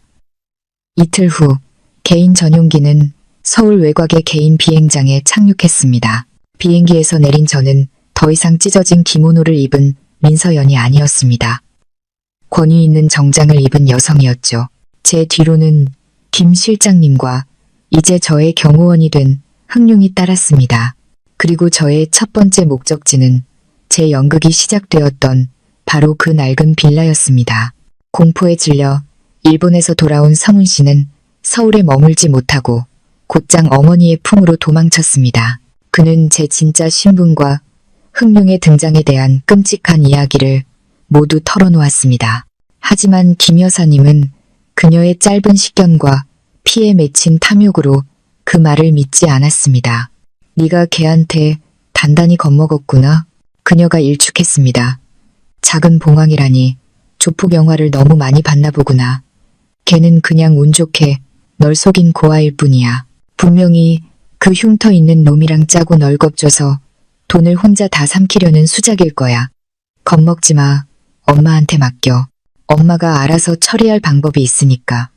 그녀는 여전히 자신이 모든 것을 통제할 수 있다고 맹신하고 있었습니다. 그리고 성훈 씨가 넋놓고 앉아있고 김 여사님이 다음 계획을 세우느라 열을 올리고 있을 때 초인종이 울렸습니다. 그년이 돌아왔나 보네. 그녀가 비웃었습니다. 아마 잘못했다고 용서해달라고 빌러왔겠지. 어디 한번 엄마가 어떻게 다루는지 봐라. 그녀는 승리의 미소를 지으며 신나게 문을 열러 나갔습니다. 어떻게 됐니? 이 애군 덩어리야.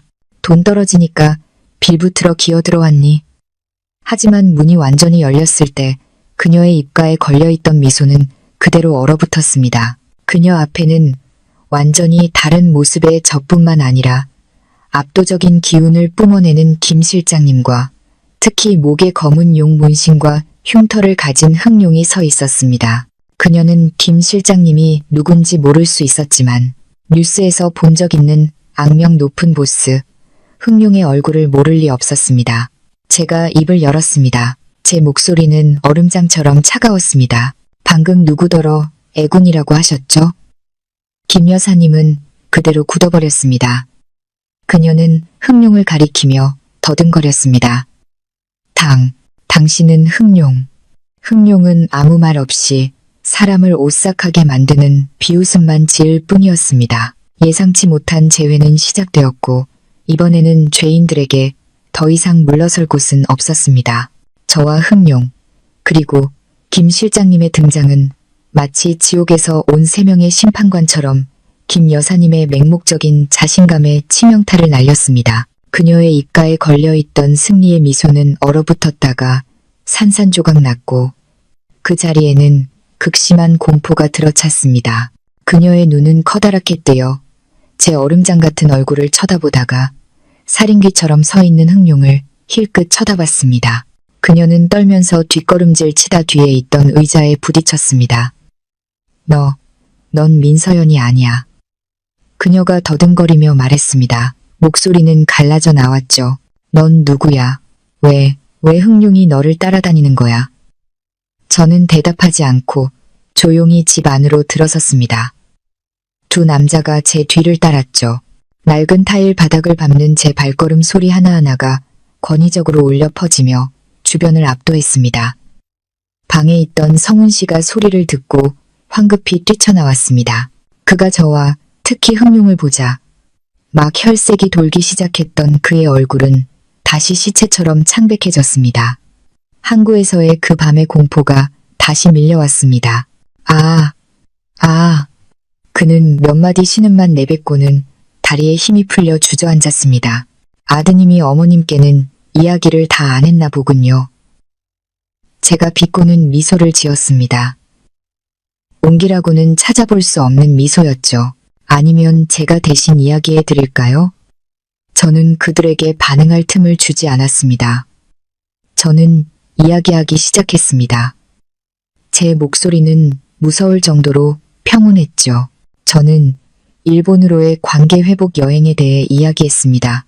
외딴 료칸에 감금되었던 일에 대해 이야기했습니다. 제가 엿들었던 그들 모자에 아내 팔아 빚 갚기 계획에 대한 전화 통화에 대해 이야기했습니다. 제 말이 한마디씩 이어질 때마다 김 여사님의 얼굴은 점점 더 창백해졌습니다. 그녀는 아들의 실패에 분노하면서도 음모가 발각된 것에 대한 공포로 성훈 씨를 쳐다봤습니다. 그리고 제 목소리가 갑자기 차가워졌습니다. 저는 이분에게 넘겨지기 위해 항구로 끌려갔습니다. 저는 흑룡을 가리켰습니다. 제 신호에 따라 흑룡이 천천히 한 걸음 앞으로 나섰습니다. 그는 아무 말 없이 양복 안주머니에서 단검을 꺼내 하얀 손수건으로 번쩍이는 칼날을 여유롭게 닦았습니다. 그 행동은 수천 마디의 위협보다 더 무서웠습니다. 김 여사님은 비명을 질렀습니다. 그녀는 더 이상 조금의 평정심도 유지할 수 없었죠. 그녀는 제게 달려들지 않았습니다. 대신 제 앞에 달려와 털썩 무릎을 꿇었습니다. 서연아. 아니 아가씨, 사모님. 그녀는 울며불며 혼란스러운 말들을 쏟아냈습니다. 네, 내가 잘못했어요. 내가 늙어서 정신이 나가서 성훈이를 부추겼어요. 제발, 제발 우리 아들 목숨만 살려주세요. 걔는 내 유일한 아들이에요. 돈은 얼마든지 드릴게요. 전부 다 드릴 테니. 제발 우리 아들만은. 어머니가 무릎 꿇는 것을 본 성훈 씨도 황급히 기어와서 미친 듯이 머리를 조아렸습니다. 누님, 제가 잘못했습니다. 저는 짐승입니다. 사람이 아닙니다. 제발 살 길만 열어주세요. 다시는 누님 앞에 나타나지 않겠다고 약속합니다. 비굴한 애원의 장면이 다시 한번 펼쳐졌습니다. 하지만 이번에는 공포뿐만 아니라 극심한 절망감까지 더해져 있었습니다. 그들은 이제야 깨달았습니다. 눈앞에 서 있는 사람이 자신들이 마음대로 짓밟을 수 있던 착한 며느리가 아니라는 것을, 자신들의 생사여탈권을 쥔 사람이라는 것을. 저는 그들 모자가 제 발 아래 엎드려 있는 모습을 차갑게 내려다보았습니다. 통쾌함도 동정심도 느끼지 않았습니다. 그저 지겨울 뿐이었습니다. 일어나세요. 제가 말했습니다. 당신들의 눈물은 내게 아무런 가치도 없으니까. 그들은 떨면서 일어섰지만 감히 저를 똑바로 쳐다보지 못했습니다. 저는 더 이상 시간을 낭비하고 싶지 않았습니다. 김 실장님, 지금까지 그림자처럼 조용히 서 있던 김 실장님이 앞으로 나서 테이블 위에 서류 뭉치와 펜 하나를 올려놓았습니다. 이게 뭐죠? 김 여사님이 떨며 물었습니다. 당신들 배신에 대한 대가입니다. 제가 대답했습니다. 이 안에는 이 빌라와 당신들 명의로 된 모든 예금 통장, 기타 가치 있는 자산에 대한 소유권 이전 서류가 들어있습니다. 여기에 서명해서 모든 것을 제게 넘기세요. 뭐라고요? 김 여사님이 소리쳤습니다. 이건 내 평생 모은 재산이에요. 당신이 이럴 순 있습니다. 제가 으르렁거렸습니다. 제 눈에 살기가 번뜩였죠. 당신 아들의 목숨과 당신의 안위가 이깟 낡아빠진 재산보다 못하다고 생각하십니까? 아니면... 저는 흥룡을 쳐다봤습니다. 흥룡이 직접 당신과 협상하게 해드릴까요? 흥룡의 이름이 나오자 김 여사님은 입을 다물고 온몸을 사시나무 떨듯 떨었습니다. 그녀는 자신에게 선택권이 없다는 것을 알았습니다. 그들이 저를 벼랑 끝으로 몰았고 이제 제가 그들을 똑같은 상황으로 몰고 있었습니다. 단지 저는 그들의 목숨을 빼앗지 않을 뿐 그들이 목숨보다 더 소중히 여기는 것, 바로 돈을 빼앗을 뿐이었습니다. 서명할 시간 5분 드립니다. 제가 명령했습니다. 5분 뒤에는 무슨 일이 일어날지 장담 못합니다. 흥룡의 말없는 그러나 너무나 무서운 위협 아래 그들 모자는 1초도 더 지체하지 못했습니다. 그들은 떨리는 손으로 펜을 잡고 서류 한 장 한 장에 서명했습니다. 김 여사님의 손은 너무 떨려서 그녀의 서명은 지렁이가 기어가는 것 같았습니다. 마지막 서명이 끝나자 그들은 마치 모든 기력을 빨린 듯 의자에 주저앉았습니다. 그들은 모든 것을 잃었습니다. 좋습니다. 제가 말했습니다. 김 실장님이 서류를 챙겼습니다. 이제 내 집에서 나가세요. 제 목소리는 차가운 선고였습니다. 정리할 시간 2시간 드립니다. 개인 옷까지만 챙겨서 나가세요. 이 시간 뒤에도 당신들 중 누구라도 여기 남아있다면 제가 왜 잔인해지는지 원망하지 마세요. 그들 모자는 아무 말도 하지 못하고 비틀거리며 일어나 서로를 부축하며 방으로 들어갔습니다. 자신들의 집에서 굴욕적인 탈출을 시작한 것이었습니다. 배신의 대가는 마침내 공정하게 치러졌습니다. 그들은 자신들이 가진 모든 것으로 빚을 갚아야 했습니다. 성훈 씨 모자가 떠나간 후 낡은 빌라는 텅 비고 삭막해졌습니다. 저는 그곳에 머물지 않았습니다. 사람을 시켜 집을 정리하고 문을 굳게 잠가 기억할 가치도 없는 과거를 봉인해버렸습니다. 흥룡에게도 5억을 깨끗하게 송금했습니다. 비록 제 수하가 된 자일지라도 누구에게도 빚지고 싶지 않았습니다. 저의 이런 행동은 그의 충성심을 완전히 사로잡았습니다. 그날 이후로 흑룡과 그의 조직은 저의 지시라면 무엇이든 수행하는 충직한 그림자이자 강력한 도구가 되었습니다. 하지만 저는 영원히 어둠 속에서 살 수 없다는 것을 알았습니다. 봉황이 이제 빛으로 진정한 왕좌로 돌아갈 시간이었습니다. 김 실장님과 최고의 변호사, 금융 전문가 팀의 도움을 받아 저는 아버지가 남기신 제국을 인수하고 합법화하는 과정을 시작했습니다. 그것은 많은 지혜와 담력을 요구하는 복잡한 과정이었습니다. 아버지의 자산 일부는 합법적인 부동산 회사였지만 일부는 어둠의 세계에서 나온 자금이었죠. 저의 임무는 그 자금들을 세탁하고 힘과 영향력은 유지하되 투명한 사업 활동으로 전환하는 것이었습니다. 저는 PH홀딩스, 즉 피닉스 그룹의 약자인 새로운 투자 그룹을 설립했습니다. 그 막대한 자산을 이용해 잠재력 있는 기업들을 인수하고 기술, 부동산, 청정에너지 분야에 투자했습니다. 저는 밤낮을 잊고 일했습니다. 양아버지가 가르쳐주신 경영 지식과 폭풍우 속에서 단련된 날카로움과 결단력을 발휘했죠. 불과 1년 만에 PH홀딩스와 베일에 쌓인 여성 회장 민서연이라는 이름은 한국 재계에서 무시할 수 없는 새로운 세력으로 떠올랐습니다. 아무도 제가 어디서 왔는지, 제 과거가 어땠는지 몰랐습니다. 그들은 단지 제가 대담하고 냉철하며 항상 승리하는 상어라는 것만 알았죠. 저는 더 이상 착한 아내 민서연이 아니었습니다. 저는 제 진짜 모습을 되찾았습니다. 지배하고 이끌기 위해 태어난 사람의 모습을요. 저는 아버지의 제국을 칼과 총이 아닌 지혜와 돈의 힘으로 재건했습니다. 저는 모든 사람에게 증명해 보였습니다. 봉황은 불 속에서 다시 태어날 수 있을 뿐만 아니라 하늘보다 더 높고 멀리 날 수 있다는 것을. 이따금 바쁜 업무 속에서도 성훈 씨 모자에 대한 소식을 전해 들었습니다. 그들은 모든 것을 잃었습니다. 집은 팔렸고 가진 돈 한 푼 없이 외곽의 허름한 쪽방촌으로 이사해야 했습니다. 김 여사님은 큰 충격으로 병을 얻어 자리에 눕게 되었습니다. 성훈 씨는 어떤 회사에서도 받아주지 않아 어머니를 부양하고 하루하루를 살아가기 위해 힘든 막노동을 해야만 했습니다. 그들의 삶은 이제 제가 겪었던 것보다 훨씬 더 비참해졌습니다. 하지만 저는 더 이상 신경 쓰지 않았습니다. 그들의 인생은 그들 스스로가 선택한 다른 길로 접어들었습니다. 어느 날 오후 저는 PHG 타워 가장 높은 층에서 불이 켜지기 시작하는 서울의 야경을 내려다보고 있었습니다. 도시는 여전히 분주하고 활기찼습니다. 하지만 저는 달라져 있었습니다. 더 이상 세상의 흐름에 휩쓸리는 이름 없는 모래알이 아니었습니다. 저는 파도를 일으킬 수 있는 사람이 되었습니다. 김 실장님이 다가와 제 곁에 섰습니다.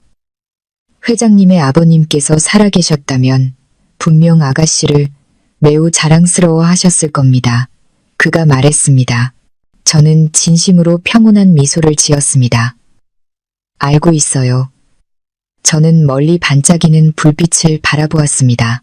7년 전에 그 벚꽃잎들이 기억 속 어딘가에서 여전히 흩날리고 있는 것 같았습니다. 낭만적인 벚꽃의 약속은 비극으로 변했습니다. 하지만 바로 그 비극 덕분에 제 안에 잠들어 있던 봉황이 깨어날 수 있었고 자신만의 하늘에서 날개를 펼 수 있었습니다. 과거는 뒤에 남았고 미래는 활짝 열려 있습니다. 그리고 저는 이제 제 인생의 새로운 장, 더 찬란한 장을 쓸 준비가 되었습니다. 아우트로 채널의 성격에 맞는 분석과 교훈, 여유로운 노후 채널에 다시 오신 것을 환영합니다. 시청자 여러분, 평범했던 서울의 한 가정에서 시작되어 차가운 타국의 항구까지 이어진 폭풍 같았던 한 여정의 막이 내렸습니다. 민서연 씨의 이야기는 아마 우리 모두의 마음에 아주 강렬한 인상을 남겼을 겁니다. 극적이고 때로는 잔인했지만 결국에는 상상도 못했던 찬란한 재탄생으로 끝이 났죠. 이야기를 듣고 나니 성훈 씨 모자가 받은 마땅한 처벌의 통쾌함을 느끼고 민서연 씨의 기막힌 역전극에 감탄하게 됩니다. 하지만 오늘 저는 우리 채널의 소중한 버시신 시청자 여러분과 함께 그 강렬한 감정은 잠시 접어두고 싶습니다. 조금 더 차분한 공간에 함께 앉아 이 봉황의 여정을 더 깊이 들여다보려 합니다.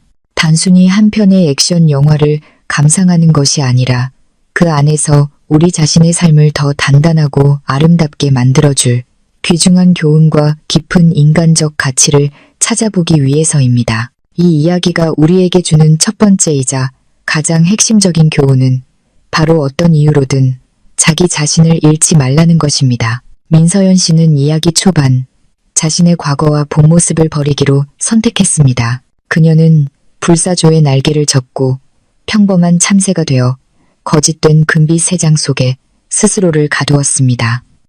단지 평온한 삶을 살고 싶다는 갈망 때문이었죠. 7년간 그녀는 착하고 순종적인 아내 역할을 완벽하게 해냈습니다.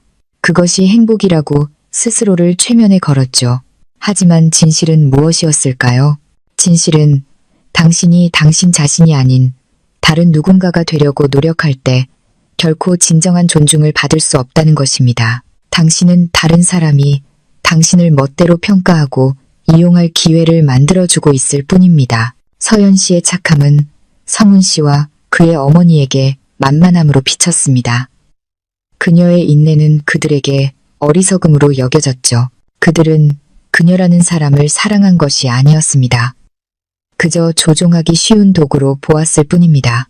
그리고 그 도구를 더 비싼 값에 처분할 수 있다고 생각했을 때 그들은 주저없이 손을 썼습니다. 이는 우리에게 고통스러운 진실 하나를 보여줍니다. 자기 자신을 부정하는 기반 위에서는 결코 행복을 쌓을 수 없다는 것을요. 우리 중 많은 사람들, 특히 여성분들은 관계를 시작할 때 자신의 취미를 희생하고 꿈을 포기하며 상대방이나 그 가족의 마음에 들기 위해 성격까지 바꾸려는 경향이 있습니다. 우리는 그것이 사랑을 위한 희생이라고 생각합니다. 하지만 아닙니다. 그것은 자기 자신을 잃어버리는 것입니다. 당신이 다른 사람을 빛나게 하기 위해 스스로를 흐릿하게 만들수록 당신은 그들의 눈에 보이지 않는 존재가 되어갈 뿐입니다. 서연 씨의 이야기는 강력한 경고와 같습니다. 후회 없이 온전하게 자기 자신이 되십시오. 당신의 과거를 두려워하지 마십시오. 당신의 재능을 숨기지 마십시오. 누군가의 마음에 들기 위해 스스로의 가치를 깎아내리지 마십시오. 당신을 진정으로 사랑하는 사람은 당신의 진짜 모습 그대로를 사랑할 것입니다. 장점과 단점, 그리고 당신이 겪어온 과거까지도 모두 사랑할 것입니다. 당신을 그저 길들여지고 다루기 쉬운 모습으로만 만들려는 사람들은 조만간 당신을 배신하게 될 것입니다. 기억하세요. 당신은 유일무이한 존재입니다. 당신이 봉황으로 태어났다면 굳이 참새가 되려고 애쓰지 마십시오. 다른 사람의 눈을 부시게 할지라도 당신의 날개를 활짝 펴십시오. 당신이 당신 자신일 때만이 진정한 행복과 존중을 찾을 수 있기 때문입니다. 그리고 가장 끔찍한 배신이 닥쳐왔을 때, 절망의 나락으로 떨어졌을 때, 이 이야기는 우리에게 두 번째로 값진 교훈을 줍니다. 바로 모든 사람의 내면에는 때로는 스스로도 깨닫지 못하는 엄청난 힘이 잠재되어 있다는 것입니다. 민서연 씨는 자신이 죽을 것이라고 생각했습니다. 약에 취하고 팔려가고 낯선 나라에 고립되어 더 이상 탈출구가 없어 보였죠. 하지만 바로 그 죽음의 문턱에서 그녀 안에 잠들어 있던 봉황이 깨어났습니다. 과거의 생존 기술, 호신술, 냉철함과 결단력이 되살아나 그녀를 연약한 먹잇감에서 무서운 사냥꾼으로 바꾸어 놓았습니다. 이것이 우리 삶에 어떤 의미를 가질까요? 바로 절대 스스로를 과소평가하지 말라는 것, 자신이 약하고 무력하다고 생각하지 말라는 것입니다. 평온한 삶이 당신 안에 잠재된 힘을 잊게 만들었을 수도 있습니다. 인내하는 삶이 견디는 것에 익숙해지게 만들었을 수도 있습니다. 하지만 믿으십시오. 벼랑 끝에 몰렸을 때 당신은 당신이 생각하는 것보다 훨씬 더 강합니다. 지렁이도 밟으면 꿈틀한다는 말이 있습니다. 짓밟힌 삶의 의지와 자존감은 상상도 못할 저항을 만들어냅니다. 하지만 우리는 벼랑 끝에 몰릴 때까지 기다릴 필요가 없습니다. 매일 주도적으로 자신의 힘을 발견하고 키워나가야 합니다. 새로운 기술을 배우고 책을 한 권 더 읽고 건강과 의지를 단련하기 위해 운동을 하십시오. 아주 작더라도 경제적 자립을 이루십시오. 이 모든 것들은 당신의 삶을 더 나아지게 할 뿐만 아니라 보이지 않는 무기가 됩니다. 폭풍우가 닥쳤을 때 당신을 굳건히 서게 할 생존 기술이 되는 것입니다. 당신을 구해줄 왕자님을 기다리지 마십시오. 스스로 전사가 되십시오. 당신을 가장 확실하게 구해줄 수 있는 유일한 사람은 바로 당신 자신이기 때문입니다. 그리고 힘을 가졌을 때 우리는 그 힘으로 무엇을 해야 할까요? 민서연 씨의 이야기는 매우 명확하고 인간적인 답을 제시합니다. 바로 심판과 관용에 대한 교훈입니다. 상황이 역전되었을 때, 흥룡과 그의 조직 전체가 그녀의 발 아래 무릎 꿇었을 때, 서연 씨는 성훈 씨를 파멸시킬 모든 힘을 가지고 있었습니다. 흥룡에게 조직의 방식대로 처리하게 할 수도 있었죠. 그것은 분노를 해소하는 빠르고 간단한 결말이었을 겁니다. 하지만 그녀는 그렇게 하지 않았습니다. 그녀는 다른 형벌, 죽음보다 더 무서운 형벌을 선택했습니다. 그를 살려둔 것입니다. 갚을 수 없는 빚의 공포와 굴욕, 그리고 죄책감 속에서 살아가도록 서연 씨의 행동은 다른 차원의 복수를 보여줍니다. 강자의 복수는 상대방의 육체를 파괴하는 데 있지 않습니다. 그것은 그들의 오만함, 자존심, 그리고 환상을 완전히 파괴하는 데 있습니다. 서연 씨는 가치 없는 자 때문에 자신의 손을 더럽히지 않았습니다. 그녀는 성훈 씨 자신의 공포와 비겁함이 그의 남은 평생을 가두는 감옥이 되게 했습니다. 이것은 깊은 교훈입니다. 당신이 우위에 서게 되었을 때, 당신에게 상처 준 사람을 짓밟을 충분한 힘을 가졌을 때, 잠시 멈춰 생각해 보십시오. 잔혹한 복수가 정말 당신에게 평화를 가져다 줄까요? 아니면 당신을 그들과 똑같은 사람으로 만들 뿐일까요? 때로는 최고의 처벌이 똑같은 고통을 주는 것이 아니라 상대방이 가장 소중하게 여기는 모든 것을 빼앗는 것일 수 있습니다. 성훈 씨 모자에게 그것은 목숨이 아니라 돈과 명예였습니다. 그리고 서연 씨는 그 두 가지를 모두 공정하게 빼앗았습니다. 그녀는 강탈한 것이 아니라 그들이 빚을 갚게 했습니다.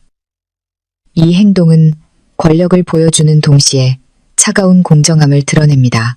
강하지만 잔인하지 않은 법을 배우십시오. 심판하되 증오에 빠지지 않는 법을 배우십시오. 법과 인과응보의 법칙이 제 역할을 하게 두십시오. 그리고 당신의 역할은 더 높은 곳에 서서 감정이 아닌 이성으로 그들의 운명을 결정하는 것입니다. 그것이야말로 진정한 힘입니다. 그리고 마지막으로 모든 폭풍우가 지나간 후 이 이야기는 우리에게 재탄생과 자유에 대한 아름다운 메시지를 전합니다.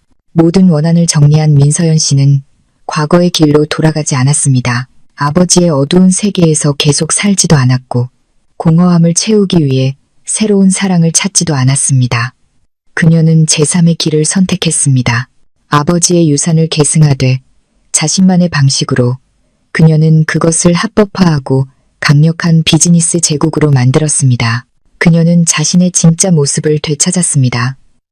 권력뿐만 아니라 지혜와 비전까지 갖춘 여왕의 모습을요. 그녀의 여정은 과거가 당신을 정의하는 것이 아니라 당신이 과거를 어떻게 마주하고 극복하는지가 당신이 누구인지를 결정한다는 것을 생생하게 증명합니다. 서연 씨는 조직 보스의 딸이나 배신당한 아내라는 과거에 얽매이지 않았습니다. 그녀는 과거에서 강인함, 담력, 경험과 같은 최고의 것들을 취해 완전히 새로운 미래를 건설하는 데 사용했습니다. 오직 그녀 자신만이 통제권을 쥔 미래를요. 그녀는 더 이상 아버지의 그림자도 남편의 그림자도 아니었습니다. 그녀는 스스로 빛을 내는 태양이 되었습니다. 이것은 우리 모두에게 영감을 줍니다. 우리 모두에게는 과거가 있고 사연이 있으며 상처가 있습니다. 그것들이 당신을 끌어내리는 짐이 되게 하지 마십시오. 그것들을 오늘의 당신을 단련시킨 교훈과 경험으로 여기십시오. 받아들이고, 마주하고, 그리고 그것을 넘어 나아가는 법을 배우십시오. 과거를 바꿀 수는 없지만 당신 자신의 미래는 완전히 새로 쓸 수 있습니다. 당신의 진짜 모습을 찾고 열정을 찾고 사명을 찾아서 그 모습 그대로 온전한 삶을 살아가십시오. 진정한 행복은 파도 없는 삶이 아닙니다. 진정한 행복은 당신이 자신의 배를 조종할 충분한 담력을 가지고 어떤 폭풍우도 헤쳐나가 당신이 원하는 어떤 해안에든 도달할 수 있을 때 찾아오는 것입니다. 그것이 바로 봉황의 여명입니다. 시청자 여러분, 민서연 씨의 이야기는 가장 어두운 배신에 대한 이야기인 동시에 가장 찬란한 재탄생에 대한 이야기입니다. 이 이야기는 우리에게 상기시켜줍니다. 아무리 어두운 상황에 처해 있더라도 절대 포기하지 말라고. 겉보기에는 연약해 보이는 모든 여성의 내면에는 불사조 한 마리가 잠들어 있기 때문입니다. 그리고 때로는 절망의 불꽃이야말로 그 불사조를 깨울 수 있는 유일한 것일지도 모릅니다. 그녀는 과거에서 강인함, 담력, 경험과 같은 최고의 것들을 취해 완전히 새로운 미래를 건설하는데 사용했습니다. 오직 그녀 자신만이 통제권을 쥔 미래를요. 그녀는 더 이상 아버지의 그림자도 남편의 그림자도 아니었습니다. 그녀는 스스로 빛을 내는 태양이 되었습니다. 이 모든 것들은 당신의 삶을 더 나아지게 할 뿐만 아니라 보이지 않는 무기가 됩니다. 폭풍우가 닥쳤을 때 당신을 굳건히 서게 할 생존 기술이 되는 것입니다. 당신을 구해줄 왕자님을 기다리지 마십시오. 스스로 전사가 되십시오. 당신을 가장 확실하게 구해줄 수 있는 유일한 사람은 바로 당신 자신이기 때문입니다. 만약 이 이야기와 이 나눔이 시청자 여러분의 마음에 믿음과 힘 그리고 자존감의 불꽃을 지폈다면 주저하지 마시고 여유로운 노후 채널에 좋아요, 공유, 그리고 구독 버튼을 눌러주십시오. 여러분의 모든 응원은 저희가 더 의미 있는 이야기와 교훈을 가지고 돌아올 수 있는 소중한 원동력이 됩니다. 이 이야기는 교육 및 오락을 목적으로 창작된 허구의 내용입니다. 등장인물, 사건, 배경 등은 모두 가상의 설정이며 실제 특정 인물이나 단체를 지칭할 의도가 없음을 밝힙니다. 본 콘텐츠는 관계 속의 거짓, 용기, 인간의 그리고 정의를 위한 투쟁의 힘에 대한 인간적인 메시지를 전달하고자 제작되었습니다. 본 영상의 내용은 법률적, 심리적 또는 전문적인 조언으로 간주되어서는 안 됩니다. 만약 시청자 여러분 또는 주변 분들이 삶의 복잡한 문제에 직면해 있다면 전문가, 변호사 또는 관련 기관의 상담과 지원을 통해 정확하고 시의적절한 도움을 받으시기를 바랍니다. 진심으로 감사드리며 다음 프로그램에서 다시 뵙겠습니다.